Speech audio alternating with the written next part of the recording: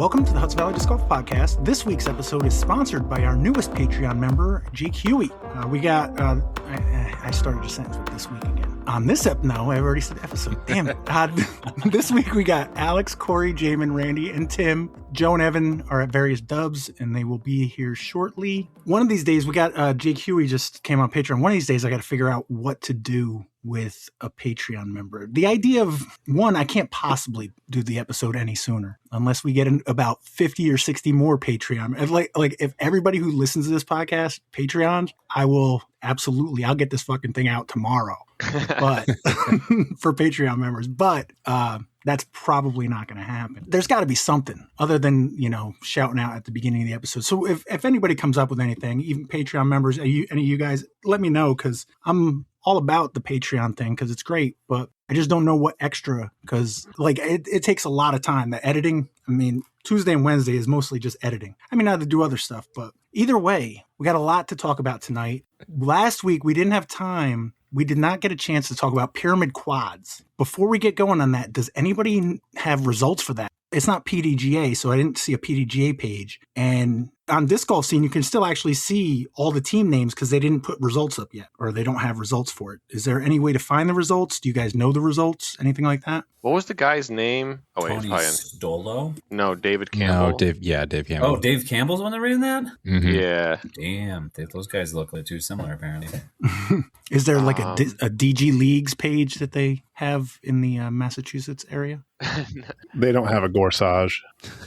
I thought someone posted something somewhere, but yeah, there's nothing anywhere. You guys can probably figure out how you did, and if you won. And you guys also said it's a lot of high-powered teams. You said it's a lot of team challenge type teams, right? Yeah, there was a lot of, that was kind of the vibe, a lot of team challengers. First thing we can do is we can take a look at the team names. So it looks like there was one team in the 50 AM FAM mixed team division. So at least we know we have one winner in the general divisions. That was Disc Golf Zen was the team name. And then everything else looks like pro. MPO, we got Team BAM with 4 M's. Fig Newtons times 2. That's a team name, right? The Fig Newtons? Mm-hmm. Tank, which is again team name. Burgess, that's an area. It's a course on the Cape. Yeah, I think it's also a team challenge name. Several, actually. Mm-hmm. I just know the guy from Rocky, Burgess Meredith. Wick, I don't know that one. Probably Team Wickham. Wickham, okay. Dairy Shooters, is that like Barry? That is Stacy and Barry. Oh. Yep. That was the guys you played with round 2, right? And you played with round 1, right? Yep. Yeah, that's where I thought it was from. Then we got White Mountain, Buff 2, the Orchard Pickas. I'm probably not the best to say it. Randy, can you try that one, the Orchard Pickas? Orchard Pickers, kid. There you go. Does that make it easier for you guys? Because I noticed Kat did that last week too. When you throw kid at the end, does it make it easier? Yeah, it's just how you would address somebody. No, it's 100%. I might say the F word first, honestly, to set myself up. Yeah. Or would you say the wicked Orchard Pickers kid? Oh, yeah. Mm-hmm. 4 Aces, the 4 Horsemen, but spelled Fore. Ents Who Fish and Game. Now, I know Ents from Lord of the Rings, I assume. Is that a team name? Stacy Ents is a team name. Okay. So they probably originated with Lord of the Rings and they just use it for their team name, then they use it for their team name. Yeah. And then the fishing game, Webster Fishing Game is, of course. Webster Frickin' Game, because I assume they have Frickin' Game. Makes sense to me. I like that. You would think they'd have Wicked Game, but, what are you going to do? I guess Frickin' probably goes better with, like, fish. 3 Saltines with Rice and Beans. That's a good name. I like that one. Yeah. That's a racial thing, I bet. 3 white guys and yeah, probably. It's probably fair. All right. They're probably saltines. They probably don't even have salt. Wait, do saltines have salt on them? Yeah, I think that's all they have. Yeah. You can probably get low salt or no salt saltines, but I believe the name came from the fact that they put salt on those crackers. You got to know your crackers, man. What's up now? Aeroframe. I don't know if I pronounced that correctly. AIROframe.com. Yeah, they make disc holders, apparently. Wall mount systems for discs. Oh, nice. Imagine if we lived in a world where you could just copy and paste that and then put it into a browser and figure out what. I didn't even think of do that. That's what I did. Then we have quite possibly the worst team name, Uncrustables for Team Challenge.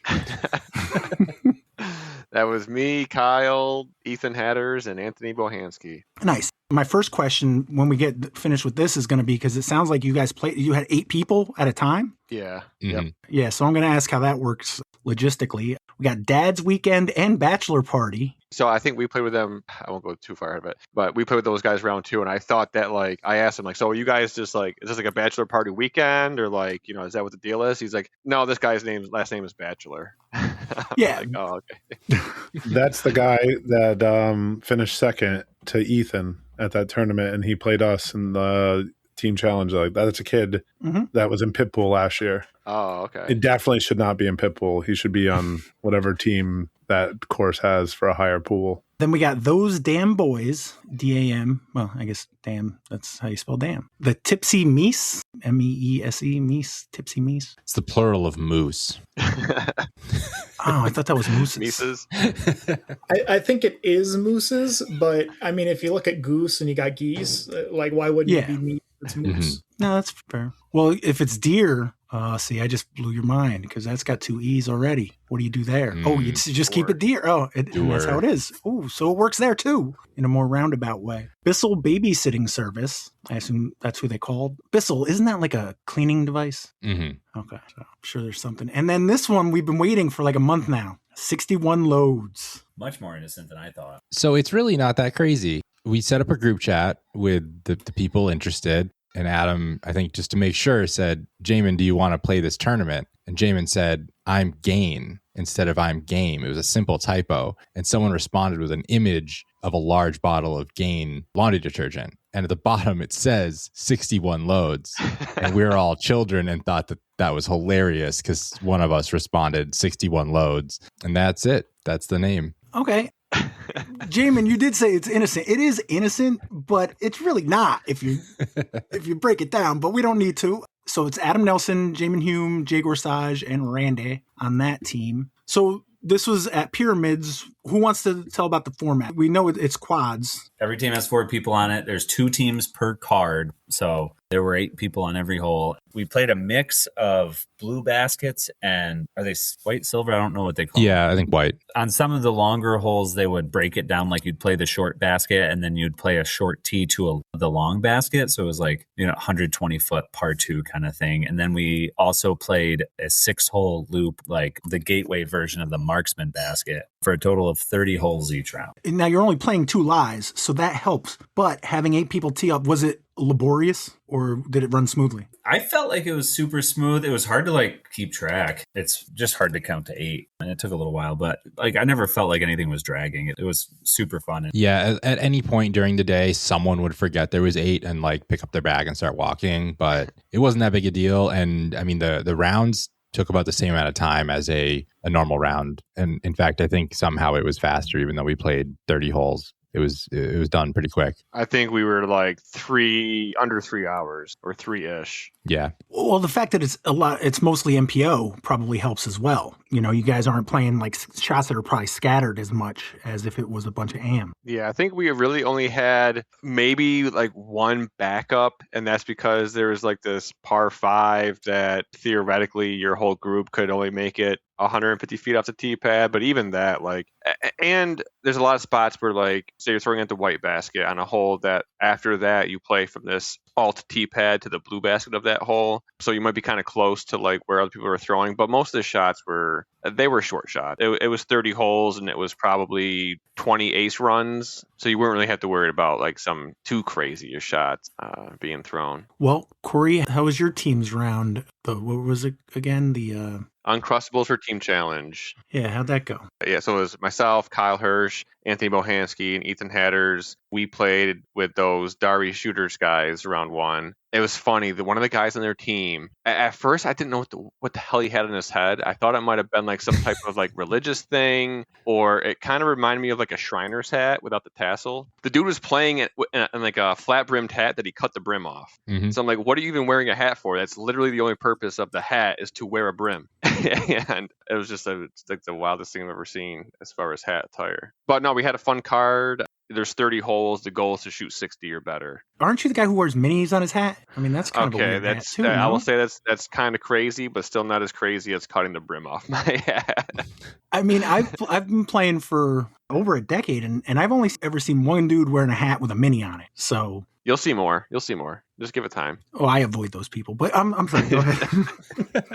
So yeah, the goal is basically to shoot 60 or better. Were they all par threes except for that one par five in the back? Other than the short holes are like par twos, but in the morning round there was, I think, 3 or 4 eagleable holes, but then in the afternoon there was just the one. Got okay. So round one was a little bit harder stroke wise, I guess, but we played pretty well. We missed a couple of the tougher par threes, but Ethan was able to get a hole in one on one of those pink baskets, the marksman baskets that Jaimen was referencing. Other than that, we basically played pretty well, with 4 people I wouldn't say we had a pretty wide skill level, but, Anthony is probably at the bottom of our team. Ethan's at the top. After a few holes, we kind of figured out, we kind of settled into an order where, I was the anchor. I think maybe Kyle was starting first. Anthony in his bag has a freaking, a blowfly. So that this is not going to roll or slide anywhere. So we used him when we needed to. We had a pretty good strategy going into most of the holes. So I think... I don't know what the scores were. I think after round one, we were maybe 3 strokes off the lead. I think we shot a 65, and I think the lead came in at a 62. But other than that, yeah, I don't know. I don't have anything else to contribute for that round. Okay. So you said you're down 3 after one round? I believe so, yeah. All right. Randy or Jaimen, who wants to talk about your round, or you want to alternate? I got it. I assume you guys practice a routine for this, right? I'll interrupt him when I feel it's necessary.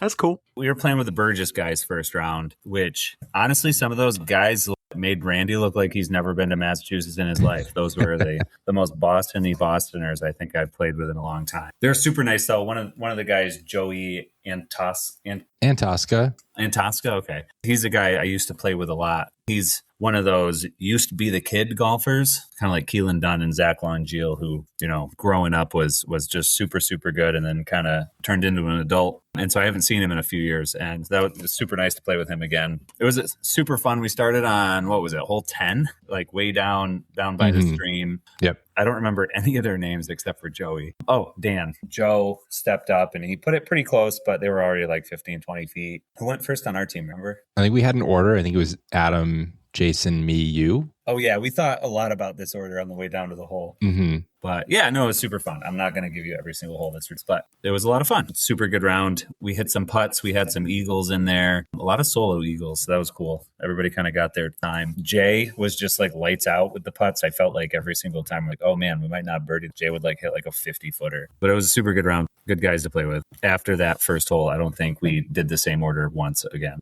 We were just kind of going whenever. We all played really great. And yeah, we all solo eagled, which is really weird when, you should be playing the odds with 4 people. But first round was great. Were we tied with you, Corey? Is that what happened? Yeah, I think we both shot 65s. Yep. Yeah, I think that's right. And then when they were making the cards, I think Adam walked up to the TD and he said, please, whatever you do not put us with the Uncrustables. Is that Cap? Is who Cap? That story? Was it garbage, is he saying? Is it I don't understand your accent. No, that really happened. Adam walked up and looked at what was going on and said, don't put us with them. And he said, oh, who do you want to play with? And he was like, I don't know, those guys. And that's how we ended up playing with the dairy guys. You know what? I'm going to tell you, I appreciate that more than he does, I think. You know what? Fuck those guys.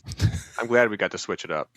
Well, I mean, do you want to go all the way to Massachusetts just to play with guys you play with every weekend? Exactly. That would have been a lot easier listening. I wouldn't have to hear a bunch of idiots with their accents. Well, Randy just 2 minutes ago had a problem here understanding your accent. Yeah. No, actually, I really enjoy playing with those accents. It's really funny listening to these guys. I think the next best thing would be playing with Australians, but you have to travel farther than Massachusetts for that, probably. So, Corey, in round 1, who was your team's MVP? Who would you say shot the best in that first round? Man, it's kind of situational. I remember the guys that we were playing with that first round, the other guys, they just kept calling me the anchor because there's a few situations. Weighing everybody down? No. You were playing with mass guys. Are you sure they weren't calling you the yanker? Oh, there's that too. Oh, damn. I don't know. But I think we all kind of rose to the occasion a few times. Like I said, there was a lot of OB and what is it? The last hole you play? No, it's hole 18. You're basically throwing like 180 feet at an elevated basket that's got OB right behind it. It's like where the building is. And I would say probably 75% of the shots I saw ended up OB. So when it came time for us to play that hole, all three of these guys were either definitely OB or probably OB.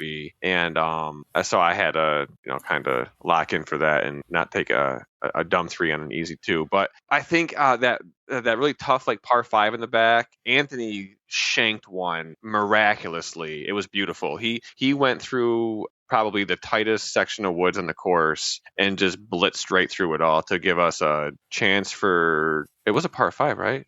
A chance for 2 on a par 5. Mm-hmm. We obviously didn't get it, but no, it was good. I think we all kind of flexed our guns a bit. I think I started off pretty good. I think it took a couple holes for the other guys to warm up, but I probably had a better chance to kind of shine in the beginning of the round. All right, that was a long way to go to say no. Nobody really did super well. No, nobody stood out.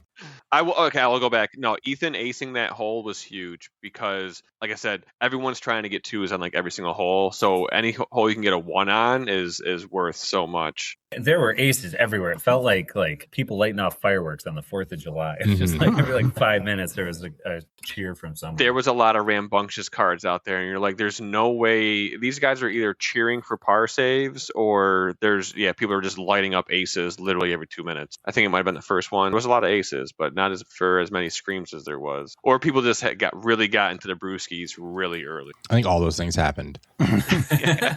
So 61 loads. Did you guys have? Was there any?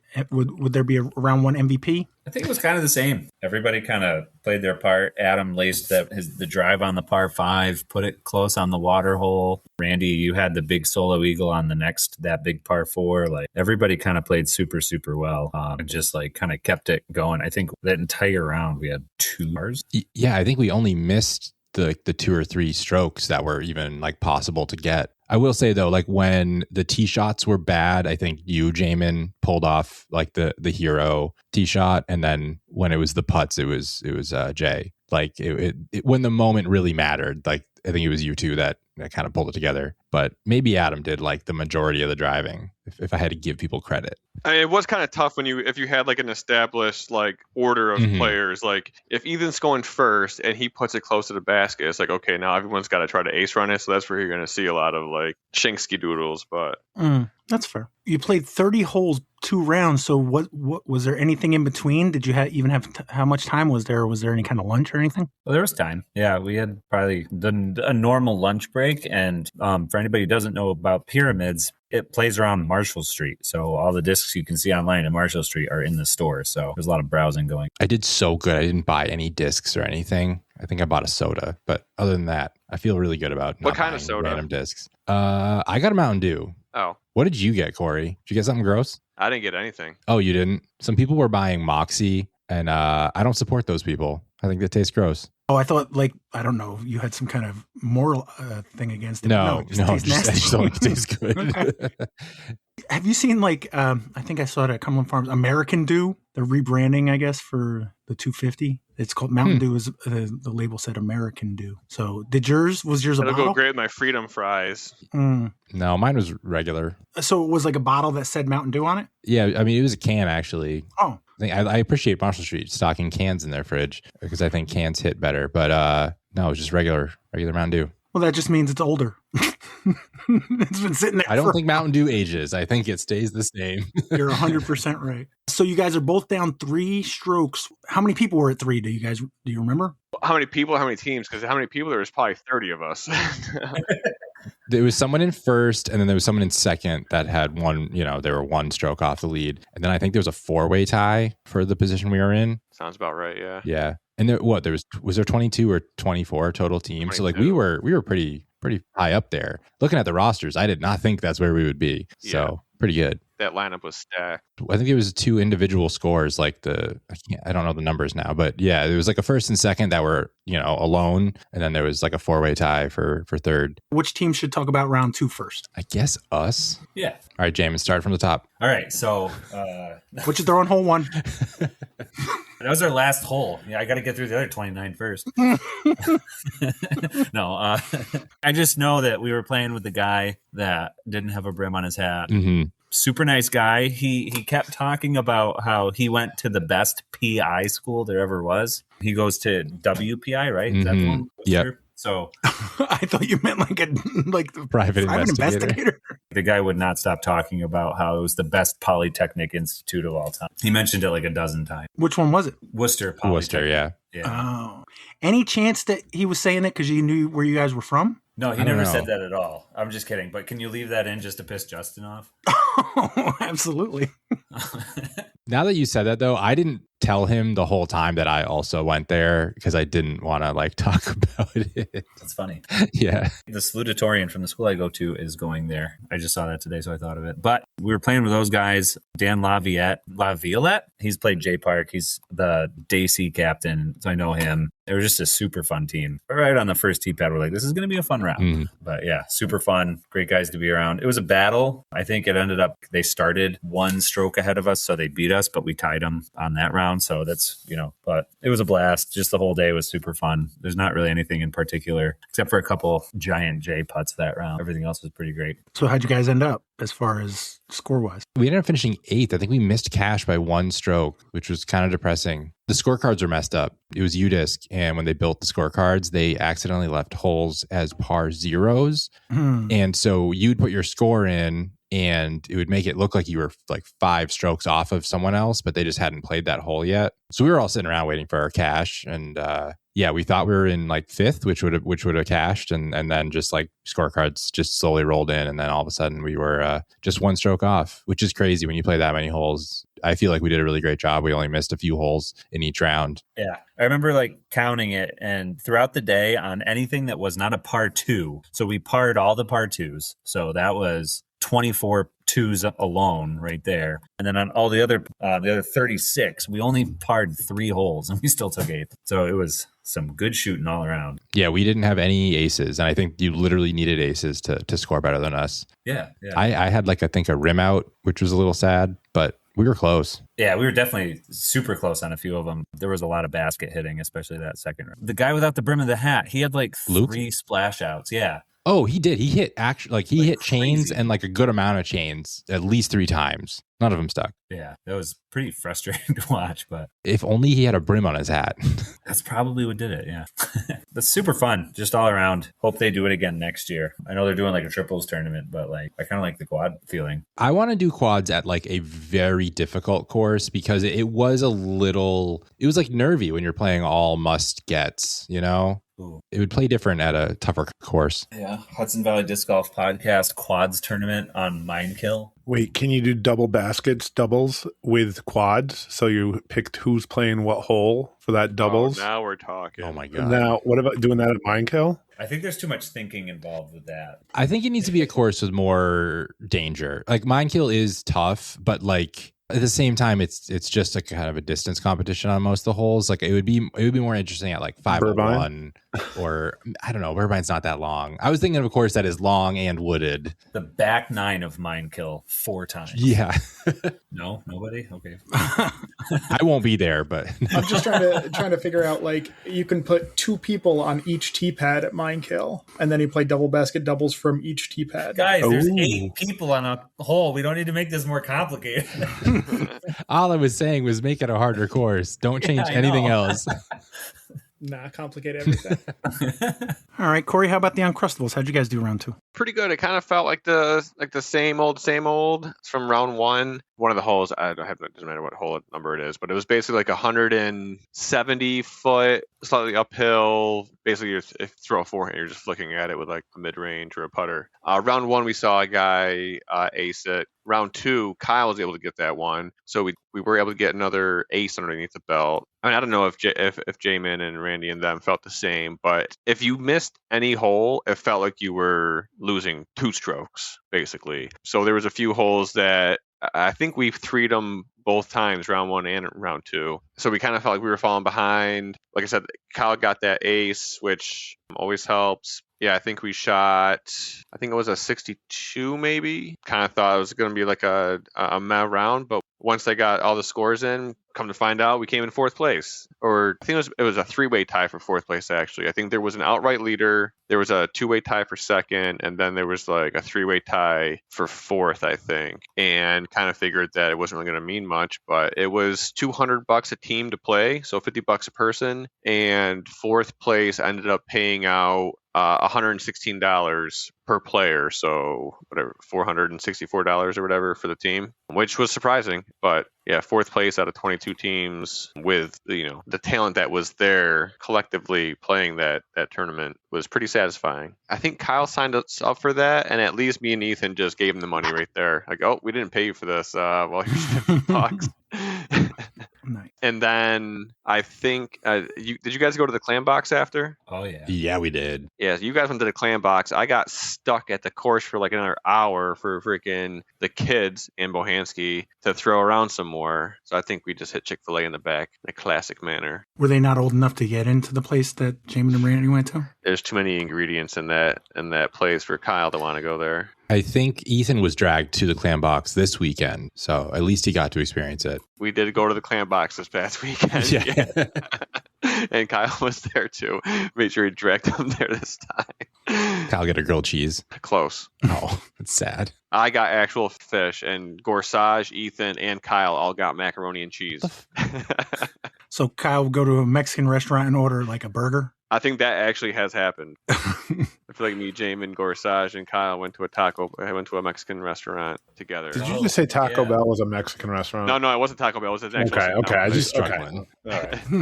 I think it was more than a taco place, is what I'm trying to say. It was a nice Mexican restaurant. Gotcha. Okay. Got it. So do you feel, Corey, that this is a youth movement, especially with Randy just hitting 35? So you guys are the young bucks. Was this we're moving up kind of thing, or no? And our team performance or going to Clam Box? As a team performance. Oh. I mean, Kyle and Ethan are really good players, and especially, I mean, anyone could have shot well at this course for how reachable like 90% of the holes were. But no, it was cool. You're playing with these guys that you're playing all year against in Team Challenge or traveling to A tiers or big B tiers and playing against. It's fun to kind of play against them as a big team. And we kind of rolled in with 2 discap teams. So. And Randy, did you feel your age during the round? Absolutely. Mm-hmm. There was a lot of old guys there, though, like actual older guys, not just like 35. But I saw a lot of denim, a lot of cheap beer early in the morning. Actually, I can't say anything about that. Never mind. A lot of ibuprofen. Dude, I drank a beer first thing in the morning. It was great. Corey, you're not 35 yet, right? I will be in the end of July, so almost. Okay. So then you can maybe join their team next year? Be fivesome? Randy's? Yeah, you graduate up, right? Well, it's kind of funny you mentioned that, Pat, because this quads thing is in a series where like the next is triples, then doubles, and then I'm assuming singles. Oh, you're getting booted because you're the old man? Well, the pyramid triples, I think, was supposed to be in like 2 weeks, but they moved it. Wait, is this triples? I don't know. Either way, the triples is coming out in July 5th, I think. And Kyle was talking about maybe wanting to play that. And I don't know, I was thinking if maybe Randy and their team weren't getting together, that maybe Jaimen would want to play with us. Sunday, July 5th. That's not out of the question. Don't put it on your radar now because I didn't ask you, I asked Jaimen. I'm just saying, might make another trip out there. Might try to take another trip out there for triples. Yeah, I don't know. We'll see. That's a while away right now. I don't want to break up your guys' team either, though. If you guys want to play it. None of us had plans to play again. That was like a kind of one and done thing. That's what we thought too. It might still be, but yeah, they could do like a cutthroat version next year where you track whose shots you take, and then whoever's shots you take the least gets cut from the team for the next tournament. That'd be rude. So do you guys know who won? The main team, a bunch of kids. Literal children. Oh, yeah, the babysitting one service. Oh, okay. Bissell babysitting service. All right. Yeah. Bissell must have been the old guy on the team. It was like Aiden Bailey. I think Miles Sayer was there. Mm-hmm. Oh, that makes sense. And he's playing with 3 youngins kind of thing. Yeah. Kind of like Corey with his team. Yeah, possibly. All right. So that's Pyramid Quads. This past weekend, Corey, you played in the Discmania Presents Sunshine Open at 501 and mile marker 63, powered by Abreu, Karol, and GMT. What did it have to do with Greenwich Mean Time or whatever? Oh, is that what the G stands for? Well, I don't know. I'm just saying GMT generally is Greenwich Mean Time. That's the thing. In Warren, Massachusetts. Oh, Ravis Marcons Craig is the tournament director. Yep. He runs Greatest Media Team.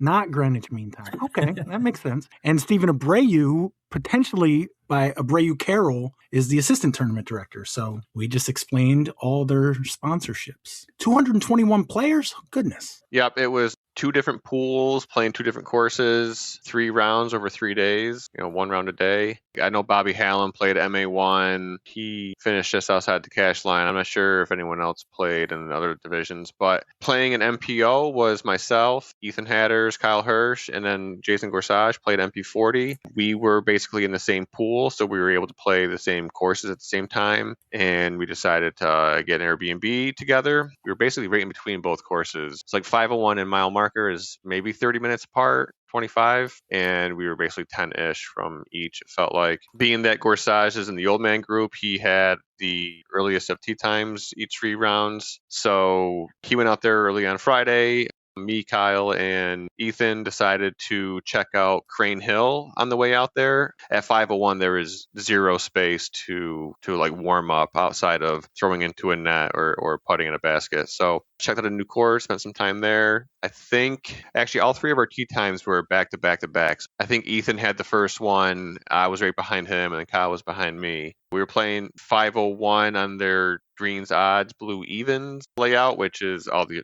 odd holes you play to the short basket or the green basket, and all the even holes you play to the blues. I tend to play pretty well at 501. I don't know if it's because it's just like the wooded nature, and it doesn't take a ton of birdies to have a pretty good round. If you get a few birdies and just don't take any dumb bogeys, you usually score pretty well. I was able to really only kind of screw up 1 or 2 holes, but my putting was on point, and I finished at a 3 down, which put me in tie for 17th place. Ethan also had a 3 down round, took 1 bogey, and Kyle shot pretty well at a 6 down, 1020 rated round that put him on chase card. Oh yeah, so Gorsage actually finished his round before we even started. He carried my bag for the entire round after his, which I really appreciated. So he walked the course twice that day, but afterwards went to the clam box and dragged the kids along, give them a new experience. We get there, and like I said, those 3 guys ordered macaroni and cheese, and after staring at the menu for a while, Gorsage made some comment about how when they went there last time, Troy Vasari got like the captain's platter or whatever. So I'm looking at it, and it says the price, it's market price. So I'm like, I don't even know what this thing is. I asked the waitress, she said it's like $35. And I'm like, how crazy could it be?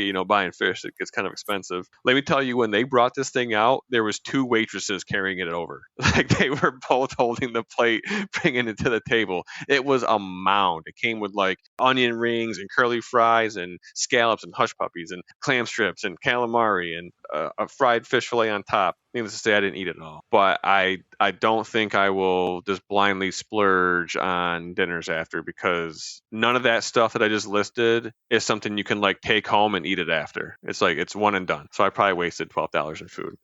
Yeah, we went back and hung out. So round 2 was playing at mile marker, and this is when the whole season's changed, because Saturday I think they actually pushed the tee times back, but by the time Gorsage was playing, it was like maybe 42 degrees, raining, and super gusty wind. So he played his entire round in really shit weather. Even by the time we started a couple hours later, it had marginally improved. The rain basically went away, but the wind was there. Myself and Ethan played together on the card, and on the 3rd hole, I lost my most overstable disc into this pond that as soon as you're about a foot off the edge, it's just black. I lost my Halo Destroyer that I thought I was going to need at this course. It's kind of wide open on one of the windiest rounds I've played in a while. Ethan, on the other hand, he was lighting this course up, and like kind of nonchalantly, like it kind of didn't seem like he was doing anything that crazy, but he only took 1 bogey, finished 11 down for a 1045 rated round, 13 out of 13 circle 1 putts, and no OBs. I shot an even round, and I think Kyle, after round 2, had dropped down to 13th with a 5 down, 994 rated round. Round 3, we're back at 501, playing the entire blue layout. And we have basically a perfect disc golf day, low to mid 60s, sun shining for most of the time. It was kind of crazy, like during and after the round, everyone asking like, what hole were you on when the rain came? Because an intense rainstorm came that lasted about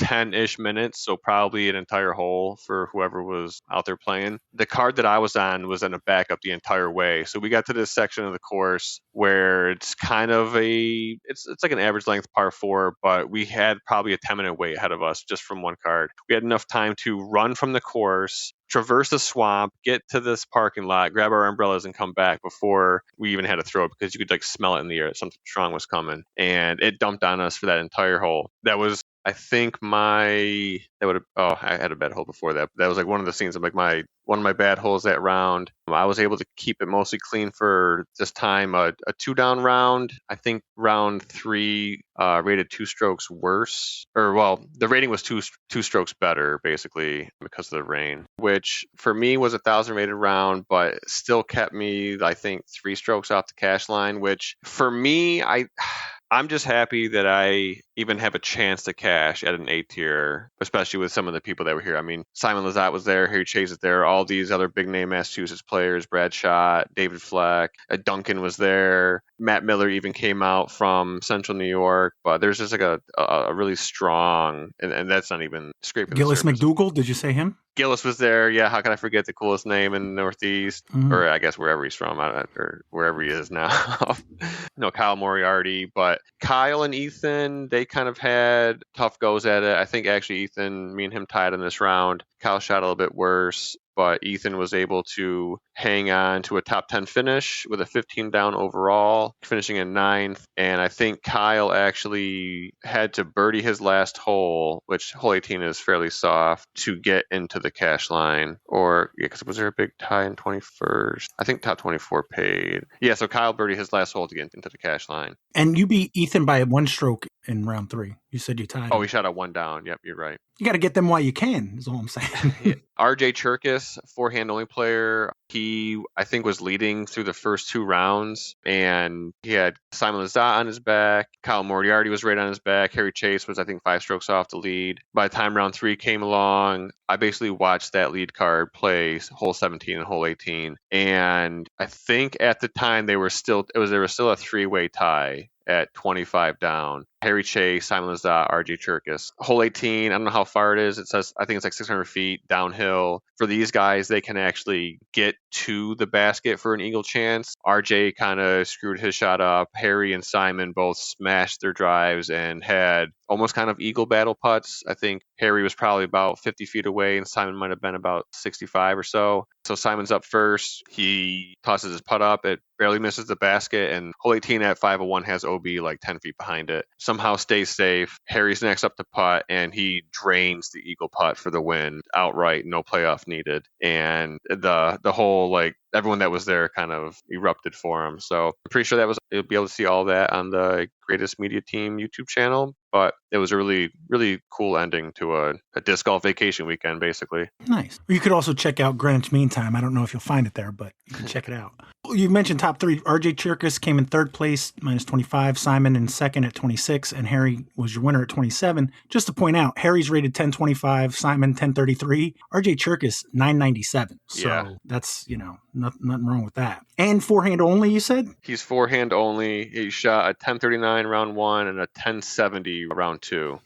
But I see Devin Lamke played, Bobby Hallam, and Jim Olson, Superman's pal. All right, so that's the Discmania Presents Sunshine Open at 501 and mile marker 63, powered by Abreu, Karol, and GMT. So, Tim, you've got some kind of app for making picks? Yeah. Like you said, you wanted a way for listeners to do the TC picks for the team challenge for New York. So up until about a year and a half ago, my job was I used to build databases and reports for work. And I can do all that stuff, but I've never been able to build an app or a UI for somebody to use. But now with AI, kind of started messing around with it, and I was able to make something pretty fun, and I've been having a blast with it. But then last week, you were keep talking about it until Jay Gorsage came up with a way to do picks online for the tournaments, and I figured I already had this started, so why not start messing around with it? So I made a draft board. So we'll see if it works or not. Yeah, no, that'll be interesting. I guess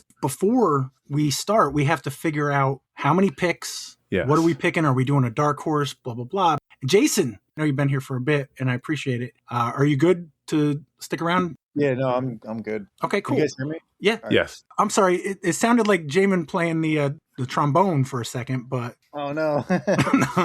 yeah, it sounds much better than last time. Cool. I'm on my laptop, so I didn't know if I can tell. Otherwise, I'd see the waves going a lot quicker than they are right now. So okay, cool. Should be good. But we have 8 people picking. Is this going to explode your system, Tim? I hope not. So I've only tested this with 2 people 2 different logins doing it. So we'll see how this works. But here's the options that we have. We can set it to whatever number of players you want to pick per team. We can do a snake draft or linear draft. I have it built for 2 different types of dark horses that we've done in the past. You can click a dark horse, and then you can set a rating limit. So that would force someone to take under that certain rating. Or we could do a dark horse rating where when you choose that player, it is the difference in the rating that they shoot for the event versus their overall rating, and then that gives a different score, like a positive or negative number that we can use. So we could do either one of those, and then you can set limits to the divisions that you're picking from. So like if you only want 2 MPOs and 1 FPO, or if we want to at some point do one with AMs, you might have to pick a certain AM category. So I built that all into it. So those are the options that you have. Well, just based on my 2 seconds of looking at the page, it looks like 42 players are signed up for MPO. There's 60. I think you're on the wrong. I think you're in the jammer. Minekill. There's 42? No, 63. Did I say? Oh, 63. I'm sorry. I thought you said 42. No, I say 42 a lot, so that's definitely understandable. And I may have. But no, I've got Disc presents the 2026 Minekill Disc Golf Championship sponsored by MVP Disc Sports with trivia, disc or no disc, after Saturday. I got, 42 was the MPO division. I'm sorry. Gotcha. Okay. I did say 42. So 63 total players, 42 in the pro division, 7 FPO, 8 MP40, 2 in the women's pro 40, and 4 in the mixed pro 50. My initial thought was like maybe do like 3 pro picks and a non-pro pick. Like obviously they're all pros, but you know what I mean? Like 3 MPO picks and 1 whatever. Yeah, we can just set the limit to 3 MPO picks, and then it gives the option to anyone else to do anything, and we won't do any dark horse options. I don't know. I'm just throwing out ideas. I've literally looked at this for 8 seconds. So. There's no other division that has enough for like us all to like pick another, like for us all to pick an FPO, or for us all to pick a. The only other division would be MP40, which has 8. So that means whoever doesn't pick their MP40 first, is getting whoever's left at MP40. So if everybody did like say 2 or 3 MPO picks and then an MP40 pick, that could be interesting just in the sense of when are you going to make that pick? You know what I mean? Like, do you want Chris Villa, who's 1,006, or do you want Jay Gorsage, who's 934? Nothing against Jay. He would beat me, but I'm just saying. So there's eight people picking. Yeah, we got 8 people. Yeah, on here. so it's not it doesn't even matter what order you do it in. If it matters what order you are in, like you could still choose MP40 first, and that's a good point. So the order would be very important in that regard, is what you're saying. So yeah. Jaimen is going first. No, I don't know. We haven't determined that, but that makes sense too. You don't want people everybody jumping on MP40 in the first round. How are we going to handle drops? Because that would, if like we got a couple drops in MP40, that would kind of screw it up. Yeah. Yeah. Currently, the system, if there's a drop and it's a missing person, when I run the results, it would count it as a 0. If it doesn't find a match, it will count everything as zeros. So, but like before the tournament, if your MP40 person drops, then you're just SOL is what we're saying. Can we take like the closest rated MPO player? Because the ratings get pretty far down. Comparable. Yeah. I mean, we don't have to do the mixed pro 40. I mean, that raises a valid point. It could be interesting in one regard, but if multiples drop, you don't want one pick to decide the winner. So I think it might be fun to do the 4 picks, and then you can pick any one of your 4 people as your dark horse, and that gives you your positive or negative to your total. Wait, I have a better thing. Okay, tell me. Are we scoring this by collective? I have both built in. There's literally 8 of us picking. If we do collective place, lowest score win, then just open the whole board up. Have someone pick the FP40 winner, and someone else pick the FPO winner, and someone else might pick the MP50 winner, and someone else might pick the 4th player. Like, who cares? We're already making 24 picks anyways. Like, and we just make 4 picks a person. Did anybody see Mike Moser's rating? This is where you were going to tell us what it was? I was waiting for somebody to react. MP50, his rating is 5,557. His PGA number. Nope. Oh, in my app, it's doing that? Yeah, it's his rating. Oh, sick. So they're pulling the wrong. I thought I checked all that. Oh, it does say that. Is everyone else's rating right, though? Yeah, from scrolling, it looks like everybody's right. Literally just that one person. That's weird. All right, cool. Because he's probably one of the only people in the tournament with a 4-digit PDGA number. Yeah, looking at it, I see some 5s. He's the only one I see with a 4-digit PDGA number, so that might be why. So I've got an idea. Can you do it by total score, and you could play any division? Because then technically, like MP40, you would get a handicap because they play the shorts 1 round, and MP50 plays the shorts 2 rounds, and FPO plays the shorts 3 rounds. I mean, that's kind of what Corey said, right? Without the layout differences in mind. If we did it just by placement and we included MP40 and FPO, that's 15 people. So like that at least gives us a lot to pick from. And it seems like representative, I guess. Was that one of the options in the app, Tim? Placement? I'm sorry. I was trying to fix the issue with Mike Mosher. What was the question? Can it be scored just by place number? And like we're going for the lowest number? I have 3 different scoring methods put into it since I didn't get anything. So the total place finish of all 4 people you pick. So if you pick the winner of 4 categories, your score would be 4. The other score is total strokes for the tournament. Place, I guess, would be interesting. So what do we got? How many divisions? 2, 3, 4, 5. 5 divisions. So that's a chance for 8 people to get 5 first place finishes. It seems a little rough to do FP, like if we include FP40 and MP50, because the people who get to pick first are going to get those. But if you just do MP40 and FPO, it's pretty representative. It's 7 in FPO and 8 in MP40. So like everybody has a chance to pick at least a top 4 player on their first go by. Yeah. So just hear me out. Looking at last year's scores, if we were just go strictly by scores, Mike Mosher would have been in second playing MP50 with a 172. Brinster would have been tied for third. And then even in FPO, the winner shot a 188, which would put her tied with 8th in MPO. So like the layouts kind of even out the division if we look at total score. Interesting. Like you wouldn't have a fixed amount in any division. You could pick anybody. What if we do score and then if for a tiebreaker, placement? Score it both ways. That's cool too. Just as a tiebreaker, I think rarely you'll have a tie. Tim, but if you think did, about this, you didn't get this user story. Oh, I have both scores in there, so you would be able to see it. It wouldn't rank them that way, but you'd be able to sort it that way if you wanted to. Oh. So both scores are there, so we could do it by visual who wins. Yeah. It wouldn't tell you who wins, but Okay. Yeah, if everybody's picking 4, there's going to be a lot of variation. So it's highly unlikely. It's just like, hey, we can make it like a tiebreaker just to have something ahead of time that hopefully we never use, because a lot of times what happens is we find out something and then we realize after the fact, and then it sucks then to make changes like that. So just a thought. We ready to pick, or what do we got to do? draft order is the last piece we have to do. Oh, draft order. And now that Randy pointed out, I have to fix it, so I'm importing all the players again. So Mike Mosher should be fixed in a second. Okay, while you're doing that, it's fixed.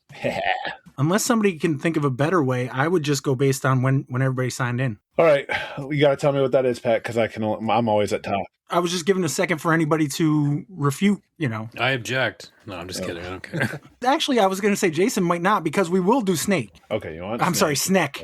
Right. However you kids call it. So snake, no limits, no dark horses. At least for this one, because okay, there's a lot of pickers, which is great. I love it. All right. So let me know when you're ready, and I'll tell you the order. You tell me the order. Go slow, because I have to move them one at a time. I have to drag and drop. So just tell me the. That's cool. Pat Keenan. No, that's not. Alex. Alex has got the first pick. All right. Well, all right. Alex is first. Corey. And Corey's first. Second. Jaimen.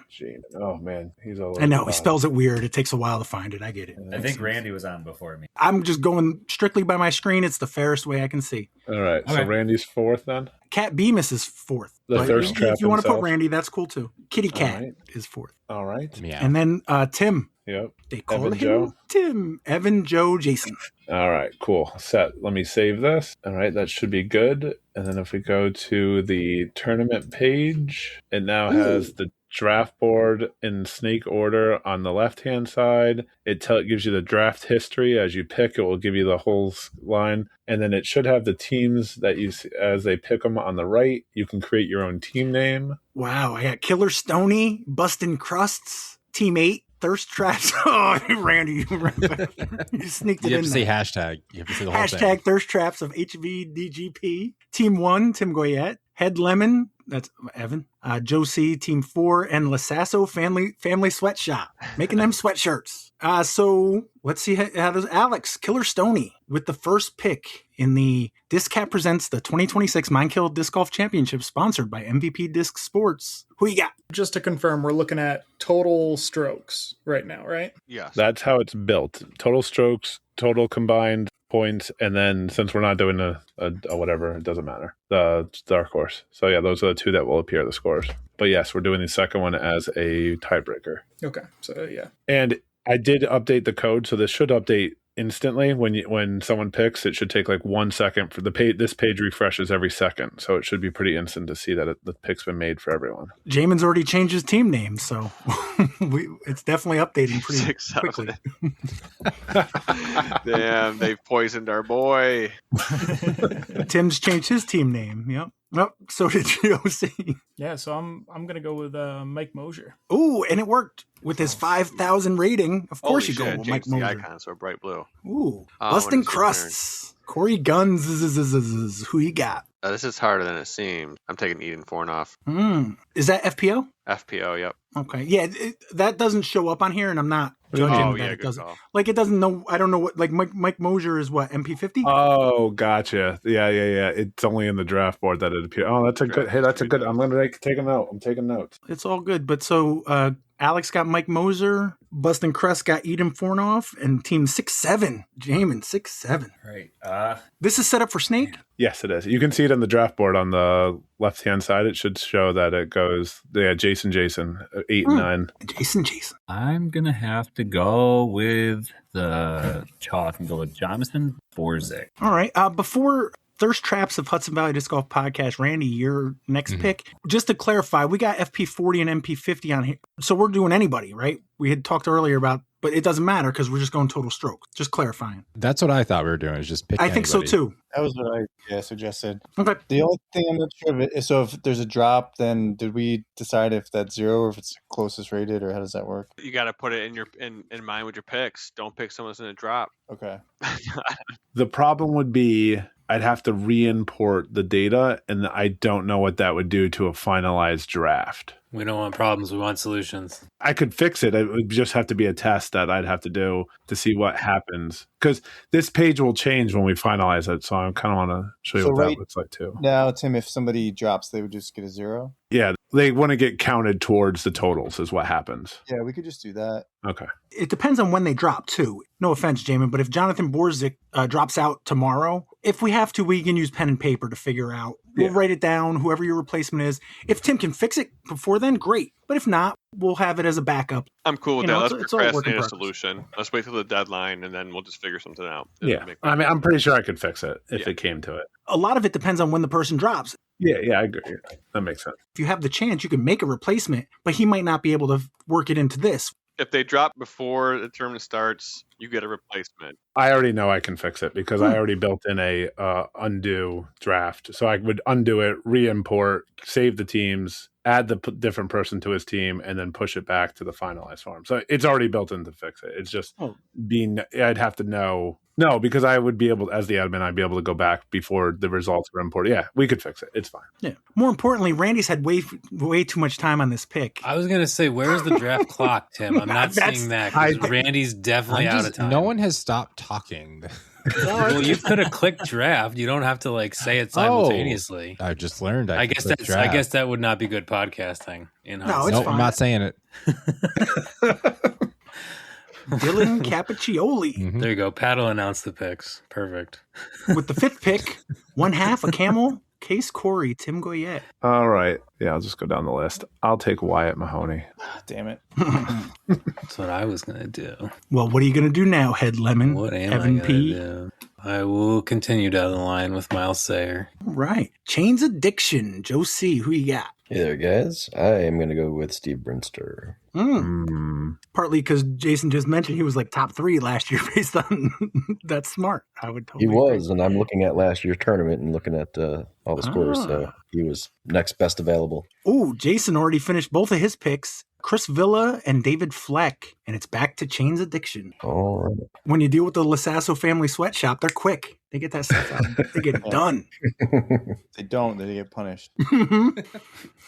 Don't admit that on the air. Well, I'm going to go with Andrew Cochran. He did well last year as well. Nice. Back to the head lemon, Evan P. I'll take Gillis. Miles and Gillis. I'm going to take the previous winner, Zachary Tassone. Thirst Traps of Hudson Valley Disc Golf Podcast. Randy, with your second pick. I don't know the available highest rated guy. Well, it's listed. It's in order. Oh, you I mean know. I don't know him, is what I'm him. saying. I don't know. It's Carson. He's the next highest Is rated. it Ham or Carson Am? Oh, you're right. Yes. Carson. Call back. Oh man, I'm gonna go. Whatever. I'm gonna go down the list. I'm gonna go Ethan Hatters. Not a bad. Team 6-7 is he going with. I see Duncan. I see Ryan Nelson, the most hated Arizona Diamondback pitcher in history. Also, based on his usual attendance, the least likely to be there. Wait, I thought he already dropped. See? Wait, no, I thought that was a thing. Did he come back? I mean, I assume he just updated this. So is this is based on current? No, he is. That should be updated. I did pull it in. Like Ryan Nelson was not playing because I was going to message him. Oh wait, no, I'm thinking of Rob Balicki. The other guy. I was going to say, I just imported it before we started. So I had to fix Mosier, so I had to re-update it. My fault, That makes sense for both of those guys. With the 14th pick in the 2026 Minekill Disc Golf Championship Draft, 6-7 picks. I'm going to choose RJ Chirkis. Had a good weekend last weekend. He's played really good at Warwick before. New Jersey guy. I think he's, I think a really big forehand can help out in Minekill pretty big. Click the button. Oh, fuck. I actually did click the button. It's Tim's app that's just messing up. Oh, come on. Not my complete misunderstanding of technology. No. 15th pick, Bustin' Crusts, Corey Guns. Jason, did you say that MP40 plays the longs 2 rounds out of 3? Yeah, they're changing it this year order, but it's still 2 orange and 1 green. It'll go orange, green, orange. Yeah, that MPO got quick. And I was going to take Ethan and RJ, even though I think I want to beat each weekend. So maybe I should just pick me. Smart. Nah, I'm going to go MP40 and take Trevor Harbolt. Former touring player. Yeah, I was gonna say that. Like that's pretty wild. He's Hey, not. Pat, local. refresh the page. For me? Yeah, refresh your page. But we shouldn't. You Just can. Pat. Yeah, just Pat. Everyone else can, but I just wanted to do it for Pat. Why was something messed up? Look at the team roster now. Team roster. Oh, that's what I've been. Yeah, no, it's been updating each time. No, I added the division you wanted. Oh, Trevor Harbolt, MP40. Thank you. Oh, that's awesome. Wow. Live updates. Heck yeah. Live code updates. Yeah, I've got it open while I figured I could, if something happened, I'd have it open so I could do it. And why Oh, not? that's great. I've been staring at that, and then you said refresh. I'm like, okay, it seems to be working. Killer Stoney, you got 2 picks, the 16th and 17th pick of the draft. What do you got? Ooh, Jaimen Hume, MPO, and Jason Lasasso. Wow. Alex may not know he's muted. He also picked the same guy twice. How'd you do that? My code's broken. I was muted and just kind of thinking and letting other people talk, and then Yeah, you shouldn't let him pick the same player twice. That seems like a weird bug. It does seem I should shady. go in the. Let me look that up. Bustin' Crusts. You got the 18th pick. Oh man, Stephen Durning throws an absolute country mile, but I know how some of the Minekill baskets catch putts every now and then. Assuming he hits hits chain, beat Duncan last weekend, so I don't know that I could really pick him this weekend. And I can't take Ryan Nelson because he's a liability, as has already been mentioned. Do I really want to take Kyle though? I suppose Kyle Hirsch. Over you? That's surprising. I'm not surprised that you took him. I just thought you would take yourself first. This is more of a for him pick. He might be a that's little fair. down right now. Should I add an option? You can add a nickname, and we can rename him the Reaper. Yeah, he'd probably appreciate that. All right, Jaimen, your 3rd pick number 19. FPO are they playing greens all 3 rounds? Yeah. Okay. I'm going to go with Lori Merriman. All right, Thirst Trap, who you got? I'm gonna go with Carsonham. Carcinum? Carcinum. One half of the camel. Tim, who you got? You've picked 2 MPOs so far. I don't know how I know that. It's just, came to me in a dream. All right, I'm taking Jack Fruchter. Oh, I was going to grab him. I knew Tim was going to take him. Yeah, I figured you knew I was going to take him. Yeah. Well, who you got, Head Lemon? I'm going to go against chalk, as it were, and take Jay Gorsage. I think he's going to pop off. He's been on fire. I know. I've had a front row seat for it the last couple of weeks. Joe C. Chains Addiction. 23rd pick. I'll go with Duncan. Ooh, Duncan Farquharson. Only if you can say his last name. Damn. Because I said it wrong just now. Jason, Chad Larson, MP50, and Justin Whitney, MP40. Yeah. Okay. AKA Worm. Yep. Chad's playing greens twice, so he's going to get a lot of birdies. And Worm played really well at Minekill, so I think he's going to do well too. All right. Chad was definitely on my list. Wow, Alex, we didn't hear that till the 4th round. I'm That's so the excited. record. Nice too. I didn't want to be the first one to say it because my picks got picked back to back time before it got to me. But Chains Addiction, your final pick in the Minekill Disc Golf Championship draft. I am going to go with Stephen Durning. Never heard of. Head Lemming, your final pick. Evan P. I will take Cassandra Leoy. Ooh, I've been waiting on that pick this whole time. You got me. Only based on just names that I've said. So good pick. I think that had a lot to do with the pick, because I heard you say it. I was going to go there, so that was a good pick. Not for nothing. I've said Brian Bickersmith an awful lot on this podcast. Yeah. Corey said Kate do that a lot too. So. I was going to say that her names were mentioned, right? Mm-hmm. All right, I'm going to take Kate. Ooh, Thirst Trap. I'm going to go Malcolm Cooper. And I've just been comparing the people I've picked to the Sunshine results. So pretty good picks. I'm happy. It's the most recent event, yeah. Mm-hmm. Jaimen, your final pick, Team 6-7. I think there's only one logical pick in this scenario, and it's Brian Bickersmith. There's only one person left at MP40 for Busting Crusts and for Killer Stoney. We all know what Corey's doing here. do you? I mean, how can you not take yourself? He called it. It wouldn't be a pick if I didn't pick myself. All right, so the final pick, Mr. or Miss Irrelevant, although in a 4-round picking thing, it's Alex, who's your final pick? If Corey was still there, I was going to pick Corey. Pick yourself. But yeah, now that he's not there, I don't.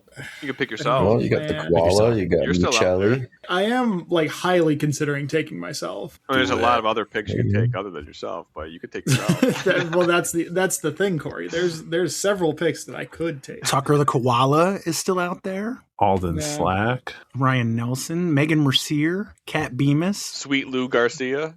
Adam That Nelson. is a good name. That is a good name. No, I'm betting on myself. We're gonna do well shit. this weekend. Lock it in. All right, so now watch this. I won't. He just deletes everything. Oh, look at that. And it's got a finished place total stroke score. Wow. Look at Cool. Pretty sweet. Wait, why did I go to the bottom? What does this thing know? Probably just I a think it's coincidence. alphabetical. I think it's alphabetical. Yeah, it no, is. it is alphabetical. Mine starts with Hashtag Hashtag wins. ECHKLT. Yep. I thought maybe this was like HVDG picks fantasy ratings. Mm. Yeah, it's like who had the That best would be draft. funny. Yeah, with the best. But then, so everything in here, once I import the results, you can see what each person has. So it will have the place, the strokes, and then it tells them if they finished or if they were missing because they dropped. And then the event rating is there, and you see all of that. And then the columns will total it all up. Hey, Tim. Yeah. Good job. I'm I fine. like it, Tim. Yeah, this is He was really excited to share this, so I'm glad that it went well. Yeah, I'm glad it worked. I mean, it does say the user assigned to the team on the clock is the only person who can draft a player, but there's no clock. But, Yeah, I can. Okay, I'll edit that. Yeah, that's fair. It's freaking great, I got to say. Awesome. If somebody drops between now and when we know, like, say, Friday, and you're aware of it, that can be easily replaced. What happens if somebody just doesn't show up on Saturday? What do we want to do? Do we want to kind of do the same and just put in somebody's similar rating? That seems fair. I feel I like would next say- available. Yeah. The next available in their Doesn't have to division. be in the same division, right? Just the closest rating? I would say prefer their division.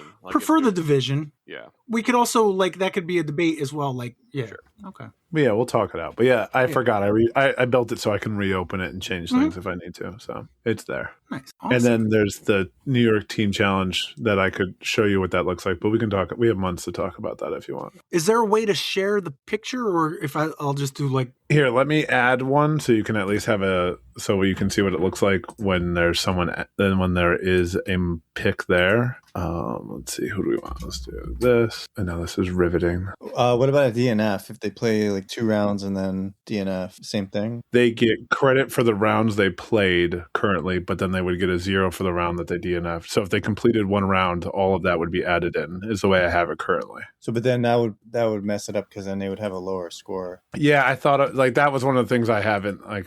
I can mess with however we want. That was one of the things I want to talk about because I definitely thought that, but that's how I just have it built so it's not that it's there for the code, but I can alter it if we need to. What if we do like if they play round 1 or round 1 and round 2, and then whatever round they didn't play, they get 1 plus whatever the worst score is in that division for the round. Gotcha. Take the highest rated. Take the highest and add it. Yeah, I can. And just add 1. Like if it's 70, make it 71. Now that can affect things because if it's FPO as opposed to MPO, it might be different. So would we want to do I don't know. I think in their division. I think because that's you pick them in that division. I don't know. But this is all, it's kind of play testing. It's fun. Right. All right. So now if you go to October matches, you can see what it would look like when there's actually a match there. So like the original page? Yeah. If you go to New York Team Challenge, it's like a NYTC picks on there. So now you can see it has October's match. It will tell you the number of users that I've picked for October. It will tell you the total season users on the top. It will tell you what your rank is, what the overall leader of the season is. It tells you who you're logged in as, how many picks you have to make. You can make your picks. And then I also have it built in to pick the score. So I went through last year's scores. Okay. I see. So you can get so you can get more than 4 points every month. You'll get the score for the matchup for the win, and then if you pick the right score as well, so that way you're getting 2 points per match to try to make a little bit of a difference. Yeah. But I went through and looked at every score and broke it down. So there were 7 matches that were decided by 5 or less points. There were 7 matches that were decided by 5 to 10 points. There were 6 matches that were decided by 11 to 19 points, and there were 8 matches decided by 20 or more. So I figured that was pretty even. So that's why I did those 4. And then it tells you what your pick was, what the score was, and then what the winner was. And it has a lock on here. So if you don't pick by a certain date, you can't make a pick. And then I added the research, so you can click on the team rosters from TC Whiteboard. Gives you the standings for that month, and it gives you the overall standings for the entire, once you get into the multiple months. So this would mean not just us picking, this could be anybody picking. This could be everyone who wants to sign in and get access. The tournament one I kind of built just for us. But 100%. Yeah. But that's awesome. Yeah, so that's right. Look at that. It's almost like official and shit. All right. Yeah, I tried. No, it's great. Awesome. And then I click on tournament picks and boom, it just brings up everything there. So yeah, the tournament picks, like I said, not only did I build it just for us, but I also have it so it's a user access. So the only people that have access to this page, so this is not a global page anyone can see. And that's kind of another question I had is I can give people access to look at it. They won't be able to do anything. Like if they wanted to log in on a Monday night and they had access to see it, they could actually watch the draft like you did, Pat. Mm-hmm. Or I can make it just a hidden thing that, only the people that use it have access. And the other thing I was thinking about too is I could build another page that allows people to make picks not in a draft style, but like the skip ace. Mm-hmm. But then I would have to, that would create crazy amounts of points. I could do it by like finishing points and stuff like that. Or I could build in the birdies, bogeys, stuff like that as options too. But I figured I'd start here. No, absolutely. This is great. The fact that we got through this and nothing blew up. Yeah, I'm kind of amazed. When you asked me to refresh, I kind of like, nothing against you. I don't, Yeah. No, I think you did great. Thanks. This is awesome. Cool. Any questions or any comments? Like anybody have any thoughts on it? Like anything that they would change? Nah, shit's sick. Yeah. Yeah. The only possible thing I can think of is maybe a clock, but Yep. That makes sense. A clock makes sense. Yeah. Now, just to clarify, when Corey says sick is young people slang for good. Like it's a positive thing. Yeah, just, Wait, Corey, I want you to go to the login page and put in the wrong password. Okay. Hang on. Typing. Password. Does it say baited? Password. I'm sorry. No. Your email. This is good security. It tells you that your email or password is incorrect instead of just telling you your password is incorrect. Because then you have a good email if you're trying to hack into it. Oh, look at that. Even in his jokes, he's wise. That's awesome. That's it. That and then the buy 20 was my jokes in the code. So By 20, what? the Brandon Klein when he's like, "Oh, they're going to win by 20." Oh, that. Look at you pulling out obscure references and making them humor. That's what I love that kind of stuff. Yeah, that's awesome. All right. So we made picks. You're welcome, Ross O'Toole. Want to do a Skip Ace update. There's an event, I think, on this weekend, so we can do a double Skip Ace next week. No big deal. I did want to get, if it's possible, a few of the local leagues and such in the next few minutes, and then maybe do a quiz. Real quick, though, did anybody play their Summer Battle Royale match? And did anybody not get a chance to play their Summer Battle Royale match? Alex, you played? I did. I played on the 25th, which was Memorial Day. Okay. And I had a pretty mediocre round. I was even going into the last hole, and then I was talking with somebody on my card saying, like, even is not where I want to be, but, it's not awful. And then I bogeyed hole 9 as my last hole to not even get even. So, yeah, definitely a little bit of a disappointing round, but it's all seeding. It's not something I'm too concerned about, especially since I came in unseeded last time and got 3rd overall. So now the question is, what division are you playing? I am just barely in the upper division, which is, I believe, where I should be. So you're playing pro? Yeah. It's the 915 rating is the cutoff, and I'm 919. I still feel like I should be rated higher than that, but certainly in match play, I think I play better than that. All right. Anybody else get their match in? I signed up for the other, the non-seeded, because I didn't have. You didn't have time? All right. Yeah. Joe, when did you play? Evan and I both played on the 23rd, the first day available. In the rain? No. What are you, wackos? No, it wasn't raining. It rained after. Just to point this out, me and most of you guys live in different climates, because I woke up that morning and it was pouring rain. And I actually went out this past Saturday, the 30th, and it was okay in the morning. I left, and 2-3 times on my way up there, it rained, quick showers, that kind of thing. And by the time I got up there, it was windy as fuck, but it had stopped raining. There's always a huge difference between our climate. I figured when I woke up, I'm like, I'm not going out in that. But you got your round in? No, it was fine. It ended up being clear for us the whole time. The clouds were rolling in as we finished. But I thought I was going to drive into rain heading home, and I never got rain. So yeah, the weather was fine for us. A little breezy, but not too bad. How'd you play? I did all right. I think I shot a +5. And then we played the 3 holes after you finished to try and do any tiebreakers, and proceeded to just par all 3 of the last holes. Yeah, that's what I did. Yeah, it was a fun day, though. Good round. I enjoyed being out there. I haven't played that course, I think, since we did the seeding round last year. So nice. And how'd you do, Evan? I also shot +5. Looks like I got a couple bogeys. Hole 2, hole 14. Got to play with Highland Mike Warner, who he had a pretty good round. He was +2. B. Klein played with us, but he wasn't counting it as his round, which turned out to be pretty good because he did not have a good day that day. That day, Joe and I tied at +5, which I think was like the worst score of the day. But then I saw the next results, and it would have put us in like 2nd place for whatever the next group of people that played. So we'll see. As I told Brandon, I don't think I've won a match in any of his battle royales yet. So hopefully I can break that curse this year. But just happy to participate again. And it was a fun day out there. Nice. Tim, are you not playing? No, I got my round in. I actually played with Joe. He just didn't want to mention it.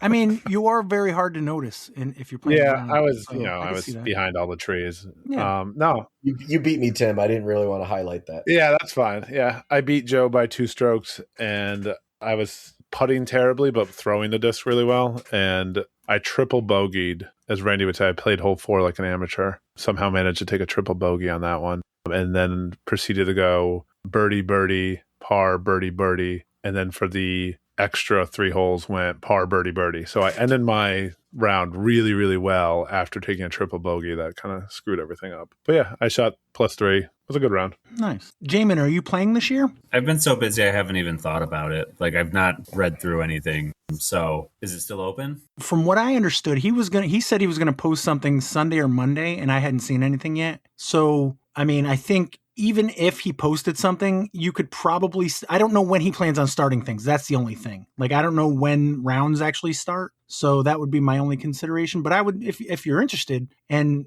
I was gonna ask Jason as well, because I know, Jason, you played last year. Did you play the seeding round last year, Jason? No, I missed the seeding round. And actually, I was talking to Brendan today about it because I tried to get in today, which I did. And I think he's planning on posting it in the next 30. So, oh, wow. Interested, maybe reach out to him. Okay. I was going to say, I'm sure if Jaimen really wanted to get in, I don't mean that because Jaimen's special, because Jaimen is special. But I also think that, just to get more people in, I think he'd be, especially a pro, I think he'd be open for it. Okay. Like I said, I played my round Saturday. I played with Jeff Wachowski, Brandon, who, again, didn't say that round counted. So I don't know if any of his rounds counted, Evan. I think he made up a score. That's just me. But, And I played with, call him Alex, call him Corey, call him Jaimen. I played with that guy. You know what I'm talking about, Corey? No.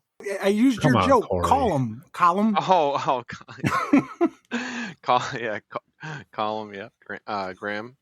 Grant. Wait. Oh, now you got me there. But he was teeing off on, I think it was hole 2. We started on hole 1, obviously. Brandon was like, "Oh, it's Colm, then it's Jeff, then it's me, then it's Pat," or something like. He's giving the order, and I said, "I believe it's Colm." And he's like, no, I'm looking at it right here. And I said, "Sir, how do you pronounce your name?" And he corrected Brandon. So nice.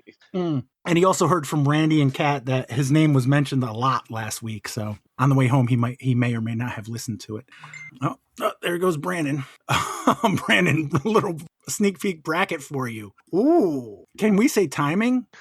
Brandon doesn't realize how old I am. Let me see if, I can't. I'm going to have to download that and see if I can see it in a larger screen. What are we looking at? He literally just sent me the brackets for, this is the AM side. Evan, do you know who you're playing? I have no idea. Do you know Murray Lorbenor? I don't know Murray. I've seen that name on the Discap bag tag matches. Looks like Murray played with Matt Sharp, but I don't know Murray. The winner of you and Murray gets Leighton Scott. Oh, Colm Grant is playing Aaron Holtby, Russ O'Toole and Mark Ox. Tim Goyette. Take a guess who you're playing. His name's been mentioned tonight.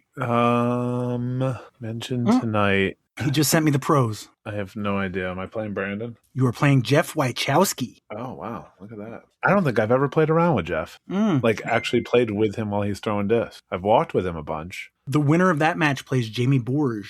Oh, okay. Then we got Devin Lamke, my nemesis, against Tim Martino. The winner of that plays Pete Fitzsisti. Now, this can all change. Joe, are you familiar with Todd Everlith? Yep, I know Todd well. Well, the winner of you guys plays Brandon Klein. Sweet. The next bracket, we got Lenny Rabune against Eric Struna. There will be a lot of wizardry in that round, I imagine. The second team in that bracket, Greg Kurtz versus Pat Keenan. The old dogs.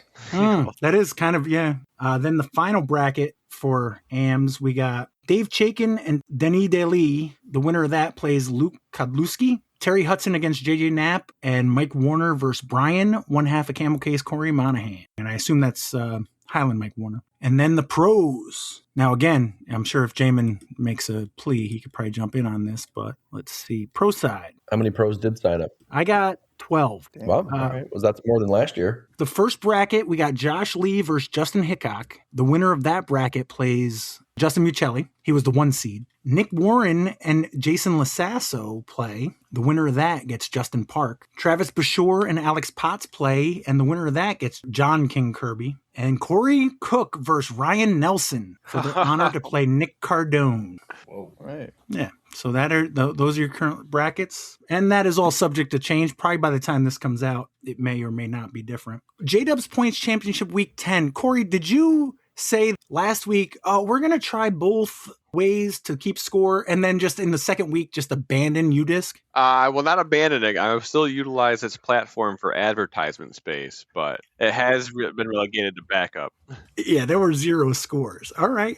So how did week 10 go? Went well. We played J East, 27 people. At this point, no one's hit an ace. Birdie Bank's been rolling over for quite a few weeks. And there's some pretty good ace holes on the East layout. But yeah, I played with Patrick Jeffries. We played pretty well. Kept it clean. Didn't get any bogeys. We played with Harry Lehman and Austin Swartout. They had a little bit of a slower round. But with your top 4 getting paid, Brian Bickersmith and Dennis Daly shot an 8 down. The old guy card, Andrew T, AT, and Danny White shot a 9 down. Jay Gorsage and Evan shot a 10 down, splitting $40, and then myself and Patrick split $50 with 11 down, 11 birdies, no bogeys, and we didn't get the birdie bank. Who was it, Brian or Denis, that hit the ace? Yeah, so Brian, I don't know actually what hole did they start on. It was their first hole because we walked out to 19 and we had only thrown our drives, and I was keeping score, and Jay was kind of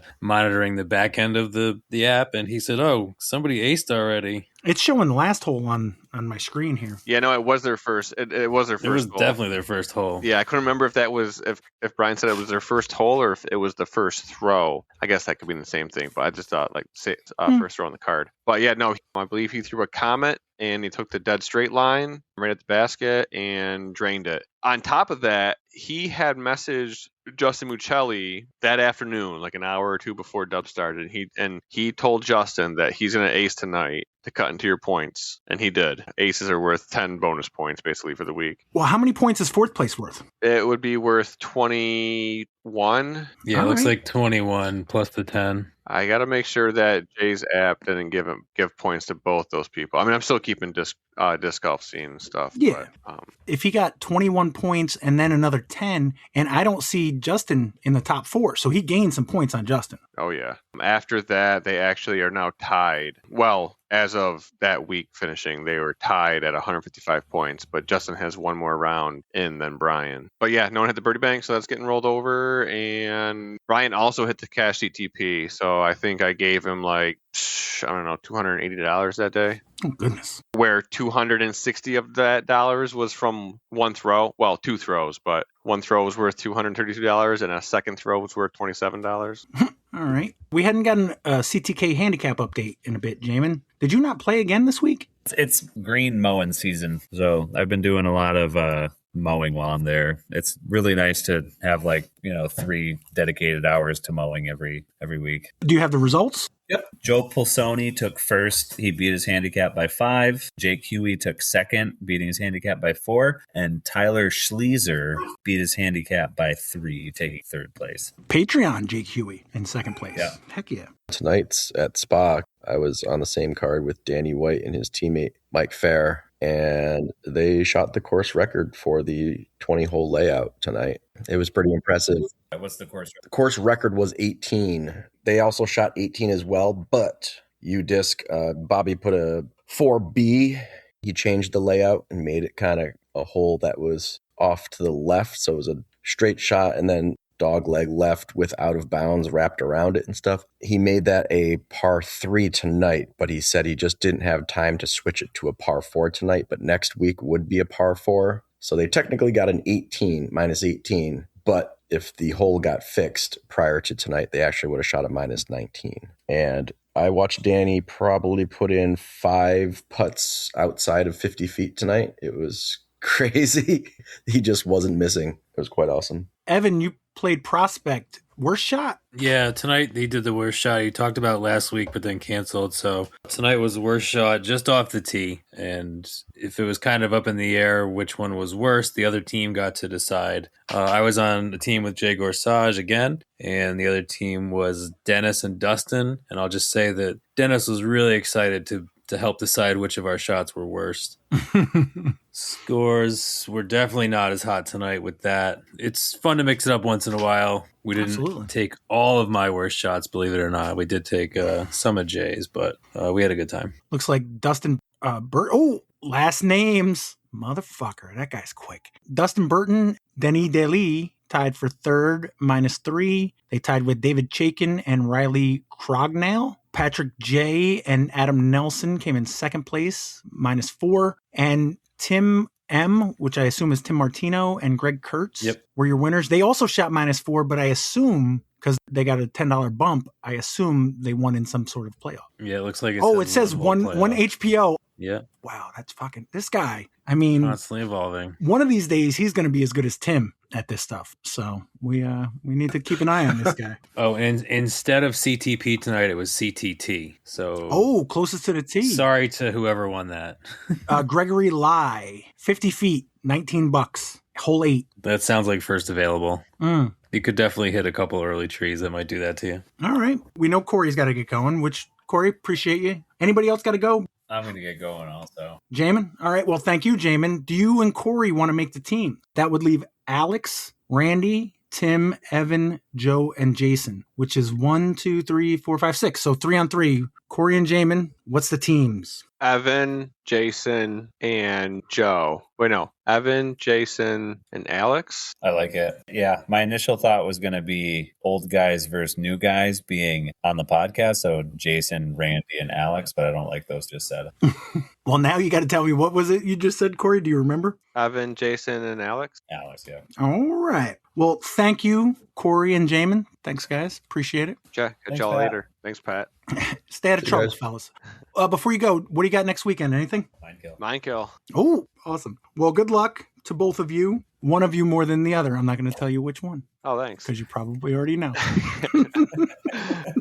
No, thanks, guys. Have a good one. So that is Randy, Tim, and Joe is team 2, right? I'm just going down the Yep. list here. Since I'm doing Disc or No Disc this weekend, I ordered some mini whiteboards because I thought that would be a fun way to do the trivia. They're a little thinner than I thought they'd be, but I'm going to use it and see if it works. So far, it's worked. So we got Evan, Jason, and Alex against Randy, Tim, and Joe. Disc or no disc, that's the game. Say it loud, shout the names, spin the questions round and round. Will you land it or hit the ground? Evan, Jason, and Alex, would you like category 1, category 2, or category 3? Jason, why don't you go ahead and pick? Oh, well, we know what Jason's picking. I don't Yeah, even I know, I want to hear it. Go at 1, unless there's like an electrical engineering or like construction management. But let's Well, go of 1. course, if I did that, it would not be category 1 just to mess with your head. So that's up to you. What are you thinking? I mean, I play disc golf in order, so I'm going to start with hole 1. All right. Question 1, category 1 for Evan, Jason, and Alex. Before he was Jim Rockford, James Garner played what wisecracking Western card shark? Before he was Jim Rockford, James Gardner played what wisecracking Western card shark? I got nothing to help you guys with this one. I think that's the TV version of Maverick. Mel Gibson did the movie. Is that called Maverick? I don't know nothing about nothing, so No. Cruise ship with the Royal Flush. That's a disc, right? Don't know. All right. That's the best answer I've heard so far. That's my gut reaction. Although, based on last week, maybe you don't trust my gut reactions, but that's what I think it is. I mean, it fits. Yeah, I can. That's the best answer What are we going with? We're going to go with Maverick. ever. You guys agree? Yeah. Yeah. Is the Maverick a disc? yep, Yeah, I'm pretty sure it is. it's dynamic discs. I own a Maverick. Okay. I'm pretty sure Mark Bryan drives a Maverick and he has flight numbers on the back. Alex, what year? I could not tell you. I think it's relatively early. Let's say 2015. Evan or Jason, any different? You agree? I was going to say 2015, so no different. 2016. Dynamic Discs, December 4th, 2017. Randy, Tim, and Joe, we got category 1, category 2, or category 3. What do you guys think? Let's go 2 because I think we never picked 2. Fine with me. Let's figure Let's it do out. it. This is the first time ever. I've actually wrote 2 questions for this. 1 was for if anybody picked it, like randomly. 2, I have a question if specifically Randy picked this category. What the heck? Question 1, category 2. In 2007, Blizzard Entertainment released the first major expansion pack for its hit MMORPG World of Warcraft titled The Burning What? In 2007, Blizzard Entertainment released the first major expansion pack for its hit MMORPG World of Warcraft titled The Burning What? That would be Crusade. You guys He agree? sounds pretty confident. So, Yeah, yeah. I'm good with it. I have no idea. So yeah, let's go. Just to prove my point, question 1, category 2. As a noun, what word refers to a medieval military expedition made by Europeans to recover the Holy Land from Muslims? As a verb, it means to lead or take part in an energetic, organized campaign for social or political change. Is the Crusade a disc? I don't know. I don't know either. It's kind of like I could see yes and I could see no. Yeah, I'm kind of I'm leaning like 51-49 yes.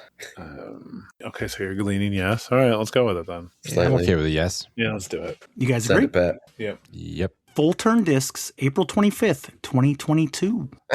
Cool. All right. All right, we're tied. Evan, Jason, and Alex, would you like a question in category 1 or category 2? Category 3 will be saved for a later date. Maybe or maybe not. Minekill.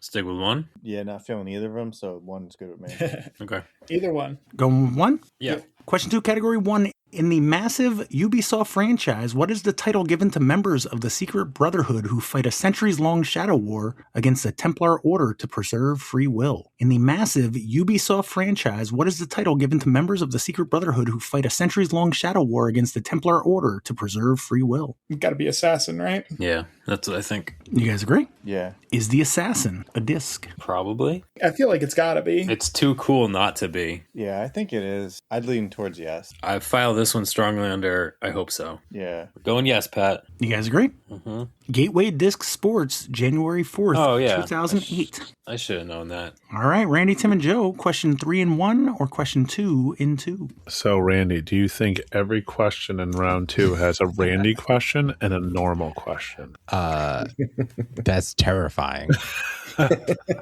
This is like the first World of Warcraft question I've gotten right, and it was like the softest of balls. So Clip that. That's what happens when you turn 35, Randy. You get softballs. oh. Let's do another one in 2, at least to find out. Yeah, let's do that. Yeah, I that's like good. it. All right, question 2, category 2. In Western folklore, what legendary creatures are typically depicted as winged, horde-guarding monsters slain by knights? However, in the East Asian tradition, they are wingless, serpentine symbols of good luck, power, and water. In Western folklore, what legendary creatures are typically depicted as winged, horde-guarding monsters slain by knights? However, in East Asian tradition, they are wingless, serpentine symbols of good luck, power, and water. Is that a dragon? That'll be the return of the Lich King. That seems Just to going fit. with expansion Yeah, packs. No, that seems to fit. Is it dragon? No, I think it's dragon. Yeah, me too. You guys agree? Yeah, sounds good. Is the dragon a disc? It floats. It floats in water. Yep. So you Who can makes see your disc still, but watch it just float away. Innova. What year? Oh, it's old. 08? 10. I love hearing it's old. 08? Now, mind you, that's almost 20 years ago. Right. I'm not right. judging. It's old in disc golf terms. But it's funny, not- yeah. Yeah. Like, I hate it when people are like, how old is old? And like, if you were born in 2000, like, no, it's not old. But in disc golf, I think it's old. Yeah, that's fair. What year was it? We all agree, apparently. I was waiting for a different answer. I said 2010. But... Innovat Champion Discs, March 24th, 2001. Oh, wow. Sheesh. Yeah. That's old. That's old. So old. But we were Classic. tied through 2 rounds. Did I overcompensate based on last week's difficulty? We've got 8 questions left to find out. Evan, Jason, and Alex, question 3 in 1 or question 3 in 2? I mean, either way, I feel like I've known them all. So, Keep going with one. yep. Sure. All right, question 3, category 1. The venom of what arthropod, also known as the violin spider, destroys soft tissue and is sometimes fatal? The venom of what arthropod, also known as the violin spider, destroys soft tissue and is sometimes fatal? I don't know what the violin spider is. What kind of spiders have nasty bites? Black Widow, Clues. Do tarantulas bite? I feel like they do. Tarantulas are venomous but not poisonous. So you could eat one if you wanted. So they use their venom to hunt prey, but not harmful to people. I don't think it's tarantula. I've never heard a black widow called a violin, but that is good in terms of bad spider bites. Yeah, I feel like if we're looking for a spider, I think it's got to be a spider that doesn't have spider in its name. So like a brown recluse, a black widow, something like that. Oh, I like brown recluse. Those are nasty. Black Widow has like red triangle, right? Yeah, it's like an hourglass. So is this spider have like a violin on it? Is that why it's called the violin spider? That'd be pretty detailed of a thing to end up on a spider. I like either of those. I would pick brown recluse over black widow. I've never heard the term violent spider, so I don't know. But I do know that those are nasty. Do we want to look at it like we've got Maverick and Assassin in this category? Do we think that leads us in any specific direction? Are those any kind of characters in comics or something? If we're looking at, Marvel characters, Black Widow would be the easy choice. But I don't know Maverick or Assassin. Like I think Maverick's probably an X-Man. Oh, he's X-Man adjacent, yeah. Yeah. Assassin's pretty generic, though. Yeah. Yeah, either one of those. Like I said, I don't know why I like brown recluse better, but either one. Randy's gonna get this if we miss it. Yeah, definitely. I'm good with either one. Yeah, if you're leaning towards brown recluse, let's do it. I liked it when you said it. You guys agree? Let's do it. Sure. Is the recluse or recluse, you guys said it multiple different ways, a disc? Good call, Evan. Yeah, nice. I'll give you credit for mentioning it. A recluse meaning like a shutaway? I don't know. That doesn't like feel a like a hermit or disc. something. Yeah, I don't like it as a disc unless they're specifically referring to the spider. winner. There definitely are plenty of animal-themed discs. First thought was no-ish, but I'm kind of 50-50. Yeah, my first thought was also no, but I could easily see it being yes. Yep. I was thinking no, so let's go no. All right. Yeah, go with the instinct. Let's go no. Going no? Yeah. Legacy Discs, June 21st, 2018. I feel like I may have known that. Overstable mid. It's called the violin spider because if you look at the top of the body of it, it literally looks just like a violin, like a tattoo of a violin on the top of it. It's pretty cool. That's pretty cool. Randy, Tim, and Joe, question 4 in 1 or 3 in 2? Keep 2 going. Yeah. Yeah. All right. Here's one for Tim. Oh boy. Question 3, category 2, derived from a Latin word meaning commander. What specific political title is used to designate a sovereign ruler who holds supreme authority, technically outranking a traditional king? Derived from a Latin word meaning commander, what specific political title is used to designate a sovereign ruler who holds supreme authority, technically outranking a traditional king? King 3. Oh, that's so funny. It's like emperor. That was my first thought. I'm not going to help you. So No, it's your question. I know it's my question. That's why I can't help. I'm a moron. It has the word in it, and it's got the word Latin. Derived in it, so. from Latin. Come on. Yeah. I checked out 2 seconds into this question. I think I'm good with Emperor. Emperor, we know it's a disc. That's true. Do we have any other potential? Or are you guys just good with that? There are other. You want to think? I don't want to list all the. Yeah. The words, you don't want to give them all? No. Okay. I don't have any. I have, it's better than, is that Latin? It's from the word empire. Perfect. And that was from the Latins. The Latins. The Romans. It was also a Fox TV show, Empire. So It was. That's true. That was about music, though, wasn't it? Mm-hmm. Okay. Not the Latins. Like the Latinos and the Latinas. The OG Latins. Yep. All right. Emperor. You guys agree? Yep. Mm-hmm. Is the Emperor a disc? Sure is. Yep. Who makes it? Infinite. Yep. What year? Oh boy. Wait, when did Infinite come into existence? I don't know. I'm going to go like 2016. I was going to say 12. Okay. Okay. Infinite Discs, February 17th, 2019. Oh, wow. All right, we're halfway through. Randy, Tim, and Joe, you're up 6-5. Evan, Jason, and Alex, 4 and 1 or 4 and 2. Is it time to zig, or do we stay steady? I mean, I think the themes are lining up pretty clearly either way. If you told me I had to pick, I'd probably go 2, but I'm honestly good either way. Good news, you have to pick. Mm-hmm. All right, let's go. Jason's muted, so I don't know if he knows. I like that Randy agreed to that. Oh, I've been talking to. I'd say we go 2. Perfect. Let's do it. All right, question 4, category 2. Though their influence spans centuries, what elite Japanese military caste was officially abolished as a distinct social class in the late 19th century during the sweeping modernization reforms of the Meiji Restoration? Though their influence spans centuries, what elite Japanese military caste was officially abolished as a distinct social class in the late 19th century during the sweeping modernization reforms of the Meiji Restoration? Think we're looking for samurai? That's the first thing that popped in my head, because I don't want to say other stuff, but I think that's the first thing Samurai was the first thing I thought of. I thought of 1 or 2 others, but I don't think we should say if we all think samurai. Yeah. Sounds good to me. You guys agree? Yeah. Is the samurai a disc? It's gotta be, right? I was going to say, I don't know for sure, but again, if it's not, like, come on. Is this like Sensei, right? Is that Discmania? The Sensei is a Discmania disc, yeah. There's definitely a katana. I feel like it's got to be. I don't know. I'll be surprised. I guess I would just be surprised if it's not, but I can't picture who makes it. I mean, the last Same. 6 questions were all disc, so Ooh. Oh, crunch berries. I like it as a disc. Okay, we're going to go yes, Pat. You guys agree? Yeah. Gateway Disc Sports, April Oh, yeah. 22nd, 2012. So you guys Somewhere back in the Larry lead. Hudson is yelling at his podcast.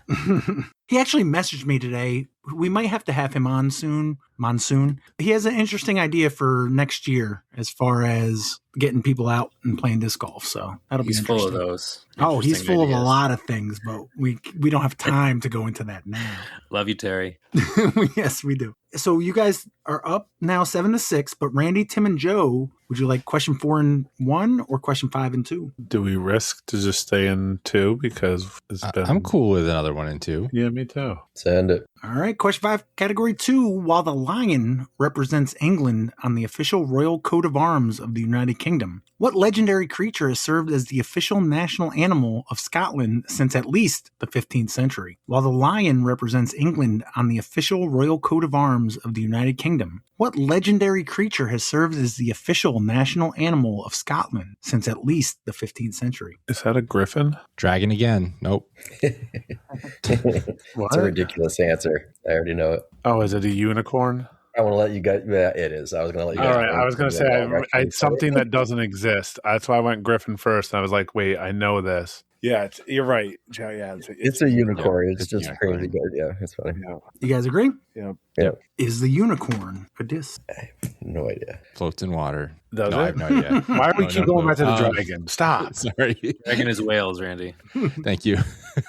Is there a reason the whole floats in water thing? Was that like a marketing? It actually, ploy? that's the dragon floats. The disc dragon actually does. floats. Yeah. They do advertise it that way. as far That's as how I they know. advertise it. Yeah. I swear that must have been like a manufacturing defect and they had to sell it. Because like the next floats in water disc was the wahoo, which is a fish. So like what were they mean, thinking? Why would a dragon float in water? Like maybe Yeah, I'm Loch with Ness Randy. I think it was an Monster? accident in there. Yeah. They just No had to lean idea. into Yeah. it. I 100% agree. I feel like the unicorn should be a disc. I think it has to be a disc. I agree. Yeah. You guys agree? Yes. Yeah, got For to be. the lead, Prodiscus, December 4th, 2023. You're up 8-7. Evan, Jason, and Alex, 4-1 or 6-2. 4 questions left, 2 rounds to go. I think we want to go back to 1. I'll take a 4 over a 6, right? Yeah, that's the smart play, I think, generally. Yeah. All right, question 4, category 1. In the 2010 prequel, Halo Reach, what is the title of the final unwinnable post-credits mission where the player's only objective is to survive as long as possible? In the 2010 prequel, Halo Reach, what is the title of the final unwinnable post-credits mission where the player's only objective is to survive as long as possible? Do you guys play Halo Reach? No. I did. I played a lot of Halo Reach. That's such a good game. Yeah, I couldn't tell you the name of the mission itself. Well, it's when you're the last one left. Yeah, no, I could tell you everything about it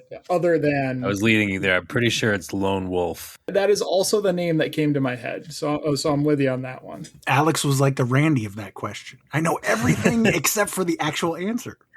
And Right. I've gotten Halo questions wrong on this show before, which was embarrassing. So I really hope I'm right, but I'm pretty sure that's it. Lone Wolf was also the first thing that came to my mind on that one. And it fits the category, so I feel good about it. You guys agree? Jason, you in on this? Yeah, I'm not a Halo guy, so I'm good with it. Is the Lone Wolf a disc? Nice. Lone Wolf specifically, Mm-hmm. I want it to be. I mean, Wolf definitely is. So it would make sense for someone to make a Lone Wolf. Yeah, and it has been all Crunchberry so far. I think we go yes. Yep. I feel good about it. You guys agree? Yeah, Yeah. Who makes it, Evan? Lone Star. September 5th, 2022. Nice. All right. So you guys are up by 1, but Randy, Tim, and Joe, you're a question in the hole, 5-1 or 6-2. We don't want double 6, right? Well, I don't know. I don't know what the category is for 1. I got one down. We can. I know Oh, let's do it. Here we go. Category 1. Let's go. All right. Question 5, category 1, fronted at various times by legendary lead singers like Clyde McPhatter and Ben E. King. What iconic American R&B and doo-wop vocal group is famous for the 1960s hits like Save the Last Dance for Me, Up on the Roof, and Under the Boardwalk? Fronted at various times by legendary lead singers like Clyde McPhatter and Ben E. King, what iconic American R&B and doo-wop vocal group is famous for 1960s hits like Save the Last Dance for Me, Up on the Roof, and Under the Boardwalk? Joe, You have to know this. Joe, you were the one that led us here. Well, I understand. I got the category. I know What's the category, but I don't know 19. What was it? What year? 1960s. No, you have to know. Yeah, what's the category? At this point, you have to tell us because You I have to tell us so we no can help, idea. because I can't answer that question. It's like By Yourself, or like Maverick. It's a solo guy. Assassin's by himself. Oh. Recluse by himself. Lone Wolf by himself. Oh, Do you guys know the song Under the Boardwalk? I do. I have no idea who sings it. Can you sing it from start to finish? yeah, sing it for us. I'll never Under the say boardwalk. We'll be Oh, having fun. Oh, There you that's go. oh. Under the boardwalk. Yeah, no idea who sings that though. Way before my time. What are band names of people that are by themselves? The Beatles. The Beatles. Yeah. No, Just four it's guys more than by one. themselves, not doing anything. Dragon. Dragon. Dragon again. They also float in water. Unicorn? So there's that. Yeah. I feel like Evan knows this. Solo. Oh, solo is a nice word. It's not the right answer, but at least it got me thinking. Like musical. Like the Highwaymen, but that came about. That was in the 80s. Evan definitely knows it. The fact that he started singing the song just makes me feel like he knows it 100%. But the fact that he's not saying anything makes me feel like he doesn't, because I feel like he would have like rubbed it in. But now I'm overthinking it and I'm in my own head. He did raise his hand, but he's muted, so I don't know what that means. I'm very confused at this point. He's just trying to play mental games with me now. Spilling shit on my keyboard. What are people that are by themselves and when they sing together, they name themselves Lonely Boys. Lock it in. Lonely Island? Not as appropriate. Oh, okay. My bad. They also weren't 1960s. Only reason that Yep. why I don't think it's that. Yeah. It's like loners. Loners. That would be a okay. group of Yeah. single people. Single people. I like loners. That makes sense. Is that a band? Hobo. Oh, what is like an old term for somebody that like... Oh, I'm thinking like hobo or like hitchhiker or... Hobo, hitchhiker, a drifter? Drifter. That's a good disc name. I'm going to be honest. Drifter? Drifter? Drifter's way better than Does loner. it fade or turn? It drifts. drifts, or Lots of glide. right? That's a hobo that hitchhikes, right? A grifter, I think. That's the term. Drifter. But you have the grifters. No. Okay, I don't know. That's my words. Yeah, go for it. Drifters is better than anything we got. What are you going with? Drifters. You guys agree? Yep. Is the drifter or drifters? Get the the, disc? get the. Are you serious? Nice job, No way. Tim. Well, you gave it to Of me. like course a it hobo is. Yeah, of course it is. Has to be. You guys agree? Yeah. Yep. Sure. These guys are confident with it. Full turn disc, March 8th, 2017. 2 full turn discs. Evan, did you know that? I was 80% based on the song, and then Joe said the category, and I was like, oh yeah, it definitely is the Drifters. All right, final round. Randy, Tim, and Joe, you're up. They're up 1 point. But Evan, Jason, and Alex, would you like question 6 and 1 or question 6 and 2? My instinct would be go 2. Me as well, based on the last few questions. All right, let's do it. All right, question 6, category 2. When reliever Devin Williams won the NL Rookie of the Year award with the Milwaukee Brewers, fans became obsessed with his unique screwball-like changeup. Borrowing a term from a hit Nickelodeon animated series, what nickname was given to this specific pitch? When reliever Devin Williams won the NL Rookie of the Year award with the Milwaukee Brewers, fans became obsessed with his unique screwball-like changeup. Borrowing a term from a hit Nickelodeon animated series, what nickname was given to this specific pitch? What year was that, Pat? There was no year given, sir. Trying to get some. I would assume it's within the lifetime of Nickelodeon. That's what I'm. That's a pretty wide range, unfortunately. Yeah, I'm You should have said like baseball. Like that's the existence of baseball.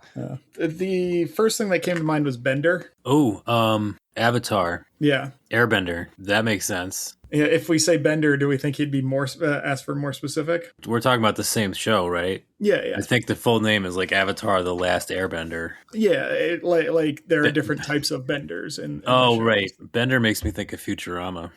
also Yeah. true. Great car. Bender Bending Rodriguez. Yes. Good pull. Unless Jason's got anything better, Alex, I'm with you on Bender. And I think Airbender makes sense because of like, especially a screwball is like totally just goes with, it's unpredictable because of the air. I mean, screwball is just a curveball that goes the other way, right? No, screwball is thrown intentionally with like little to no spin so that it like dances through the air. It's like very unpredictable. You're thinking of a knuckleball. Oh, wait, you're right. Either way, I think like Bender or Airbender is. I don't think I'm going to find a Nickelodeon term that fits better than that. I'm like going through all the Nickelodeon shows in my head. Oh, yeah, no, I can't think of anything else right now. I'm totally locked in. Is it Ren and Stimpy or like Rugrats and Doug or like Rocko's Modern Life? Ooh, Doug, now we're just naming good shows. I mean, SpongeBob was the classic for Nickelodeon, at least in my time. Rugrats. Go with SpongeBob. SpongeBob. Go Yeah, SpongeBob. do we go Bender or Airbender? I say Bender, and then he'll ask us to be more Sounds good to me. Okay. Going Bender? Bender. Going Bender. Motherfuckers, can you be more specific? It's got to be Airbender. It's got to be Airbender. All right, it's gotta be that was the Airbender. name of the show. Yeah, yeah. Airbender sounds good to me. If Futurama was on Nickelodeon like originally, I might have said, no, you're wrong. But is the Airbender a disc? I don't like it. I was gonna say, feels like a copyright thing, maybe, but Man, It's named after a show and a guy's screwball. I mean, is there a copyright issue? they've all been dissed tonight, and I know. I feel like that could be a diss. I think it could be too. And it has all been yeses. I hate to guess no, and It is tied right now. I think yes. I think Would we you gotta go rather yes. be wrong because it's yes or because it's no? I'd rather say yes and be wrong than I agree. Let's do it. Sold. You guys agree? yeah. Yep. You put in the wrong password. I'm sorry, no. No. Oh, man. Jason, I lied. It doesn't feel good. But it is tied going into the last question. 10-10. Am I man. wrong? Everybody agree? That's what I got. I agree. Randy, Tim, and Joe, final question, category 1, set in the exclusion zone surrounding the Chernobyl nuclear power plant. What first-person shooter survival horror game franchise with subtitles like Shadows of Chernobyl and Heart of Chernobyl tasks players with hunting for artifacts while avoiding deadly anomalies? Set in the exclusion zone surrounding the Chernobyl nuclear power plant, what first-person shooter survival horror game franchise with subtitles like Shadow of Chernobyl and Heart of Chernobyl tasks players with hunting for artifacts while avoiding deadly anomalies? You guys know this one? Not at all. Nope. Stalker. Stalker. Oh. Oh, it's a disc too. Hey, Hey. You guys agree? Yeah. we agree. Yep. Is the Stalker a disc? Sure is. Discraft. Yeah, it is. What year? Oh, it's older because they don't make it anymore, right? Just so you know, if you get this year wrong, you don't get the bonus point. Oh crap! Well, it doesn't matter. We win anyway. It was like Paige Pierce's signature disc. So It- like, well, yeah, I was he gonna say it's old because they don't even make it anymore. I think they took it out of production like 2 years ago. I want to go 2011. Okay, I'm gonna go. Wait, do we all have to agree, or we just one of us has to get it right? One of you got to get it right. So I'll give I you wanna go three 07. chances. All right. So we got 07, 11. What do you got, Joe? I'll go right in the middle. Right in the middle of them. 2009? Yeah, 2009. Discraft, June 17th, 2009. Right in the that was middle. my birthday too. Get it? That's your birthday, June 17th, 2009? Wow, you're Almost. a youngin'. Almost. Yeah, right. I mean, The June 17th is your birthday, though? 24th. Almost. Oh, okay. Well, congratulations, Randy, Tim, and Joe. Sorry, Jason. Continue my second in trivia, so it's fine. You guys all did good. What did you guys mess up? Was there one steal? No, it was No, it was two just missed It's discs. yeah. Yeah, we said no to Recluse. So you guys know the categories. We've got Maverick, Assassin, Recluse, Lone Wolf, Drifter. They're all, they all work alone. Crusade, Dragon, Emperor, Samurai, Unicorn, and Airbender. What do we got? Airbender threw me off. We're looking for the last blank. Oh, the Indiana last Jones and the Oh, Last my Crusade. Yes. Barry Last Gordy's The Dragon. Last Dragon, The Last Emperor, The Last Samurai, The Last Unicorn, and The Last Airbender. Yes. Wow. Nice. Nice. All right. That's a good one. Anything anybody wants to mention before we get going? Sign up for the Helderberg Championship. Yes, I've seen that everywhere. This Adam Nelson guy keeps posting. Mm-hmm. Yeah, registration's open for that, which is awesome. They tried to open it at 8 a.m. and I told them not to. Thank you. Then, if you liked that, play the Circuit Challenge the next day. So the Helderberg Championship is July 11th. Circuit Challenge at OK on the 12th. If you want to come out to OK Doubles, it's Cali week this week. So if you're listening to this on Thursday, that day is Cali Day. So everybody plays Cali. Woo. You get a Cali. You get a Cali. Everybody gets a Cali. Any birthdays coming up? We got Ryan Lawrence. His birthday's on Saturday. Joe Karen in a month. Did we mention Randy Bemis was May 30th? Hey, Yep. Hey, We got Brad Schott on the 7th. Mark Damey also on the 7th. Mike Prince also on the 7th. He's up this way. I think I mentioned it last week. Jill Walsh was yesterday. Jay Wesley, Long Island guy. Oh, shout out to my brother whose birthday is today and occasionally plays disc golf. Where's the Happy last birthday, place brother. he played? Last place he played, probably Prospect. Oh, I was gonna. We played Heiser that one time. Yeah, that was a while ago. He's was. busy. He doesn't play a lot, but happy birthday. He does listen to the show, so Oh, wow. Randy, can you give us a quick explanation of how you bogeyed 2 holes on purple layout? Yeah. do you want the excuses or just like how I did it? Both. Definitely the excuses. Yo, the excuses okay. is the most important thing. Yeah. My excuse for not birding the holes that Luna Pelton birdied was that my proxy was wet. Mm-hmm. Yeah. Okay. So excuses. I said I did not want to play, and I didn't actually want to play. I didn't bring my discs. So I played the whole round with a premium plastic putter that felt awful. So that's like the vibe and the excuses. And then how I did it was I hit a tree that Jason went through the tiniest little gap on hole 2. And I, kicked into the rough. So I took a bogey on that. And then on the final hole of the round, I just had like a 15-footer to make. And all the girls, everybody tapped in like in front of me, and I was just like waiting my turn at that point. And then Jess like rounded the girls up and congratulated them all on a great round while I'm still standing at my lie waiting to putt, like getting rained on. And that took a lot of the wind out of my sails. So then I hit the band on that putt and it rolled down the hill on 17. So I bogeyed that hole. You got razzed. Yeah. Well, happy birthday. You played around at Heiser Creek? Yeah, it's become my birthday place to play rounds. I don't know. It's a fun course. It's just like pure fun for me. And we played doubles just to make it even more fun. Did you have a good day? I did. It got rained on there, but didn't matter. It was fun. Was that Saturday? That was Saturday, yep. And then the weather cleared up and just did a good old barbecue in the backyard and had a good time. The last thing I just want to point out, Alex, and I might be 100% wrong with this, but condolences on Arsenal. Yeah. Yeah. Tough loss. It happens. Once he gets to penalties, it's basically a crapshoot either way. But it was a really good season. We still won the Premier League. Can't complain about that. So they don't have any more matches to go? Nothing for this year, but we'll be going into next year with a pretty good head of steam. So feeling pretty good there. And World Cup this summer, which is just going to be fun to watch in general. Absolutely. Good luck to the guys playing Minekill this weekend. Yes, absolutely. Are you playing AM side, Joe? I am. I had played the pro side the last previous 2 years, but I just don't have the time to add that to my schedule and have my girlfriend still be with me. So that's important. Yeah. Tim, you're playing AM side? Most likely, I have 2 day. Most likely. All right. Randy, do we know when registration for that closes officially? And are we doing picks for that as well? I can build that. We still have stuff to catch up with next week for this week, so maybe. Looks like registration closes June 11th at 11:59 a.m. I will probably sign up on June 10th. Yeah, basically right before the event. There's still a lot of spots. So if you just know anyone out there that plays disc golf, tell them to sign up. Thanks.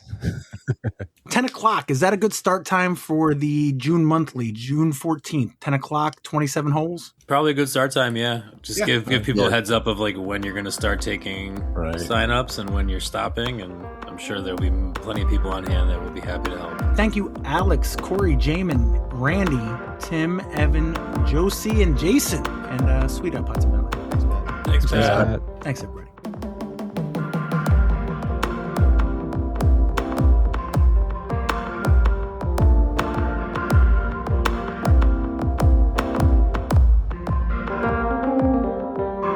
Has anybody here ever stopped at the liquor store and provisions that's like down the block from Heiser Creek? It's like right if you were headed there, it's right before you turn at the Stewarts. At the Stewarts? It's like before the Stewarts. I know what you're talking about. No, I've never stopped there. It's probably the best option I've now discovered. We stopped there this weekend. There's a big beer selection. It's definitely the new place to stop, or rather go to lunch at Heiser. Which way are you coming from? Probably not the same way you are now that I'm thinking about it. Yeah. That's so you're going through Galway. Yes. Okay. I'm Yeah, it's on Stewart's. 147 Sacandaga Road. I know, But the way it's you're got to coming. be within 10 minutes of the course. Like it's not that big an excursion for like a lunch trip. Yeah. Do they sell? Oh, I forgot. They sell things other than just liquor. I was going to say, you're going there for lunch just to get a bottle? No, I guess it's not even, it looks like liquor, but I think it's wine and spirit. Now, what is it? What's the lingo? Either way, it has beer. So I guess it's whatever that is. It is Google Streets View. Yep. Galway Wine and Spirits. There it is. But yeah, they had Utica Club. They had a bunch of actual good beer. Whoa, bro.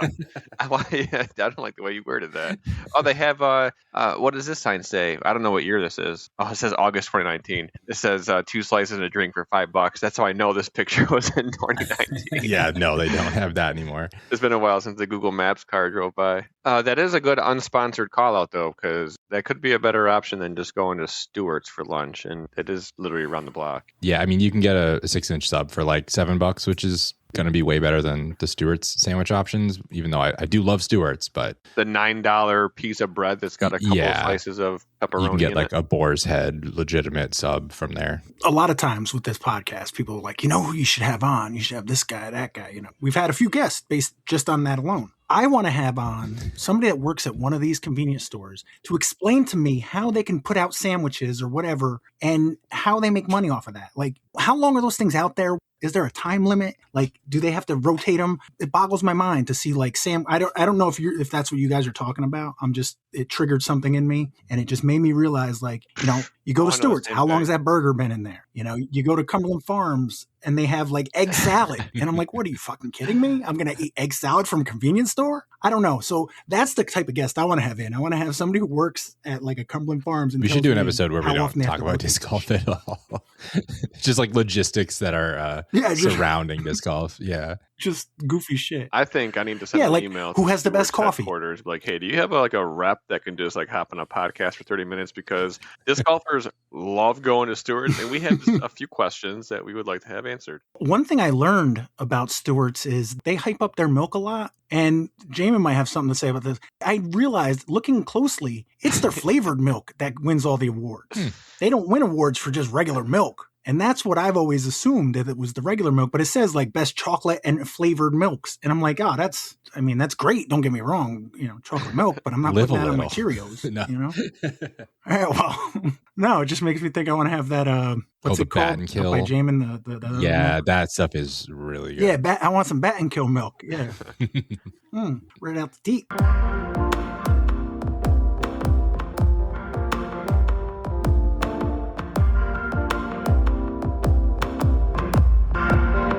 I opened it up earlier, and I just reminded myself that I'm kitty cat meow when I pasted that into the chat.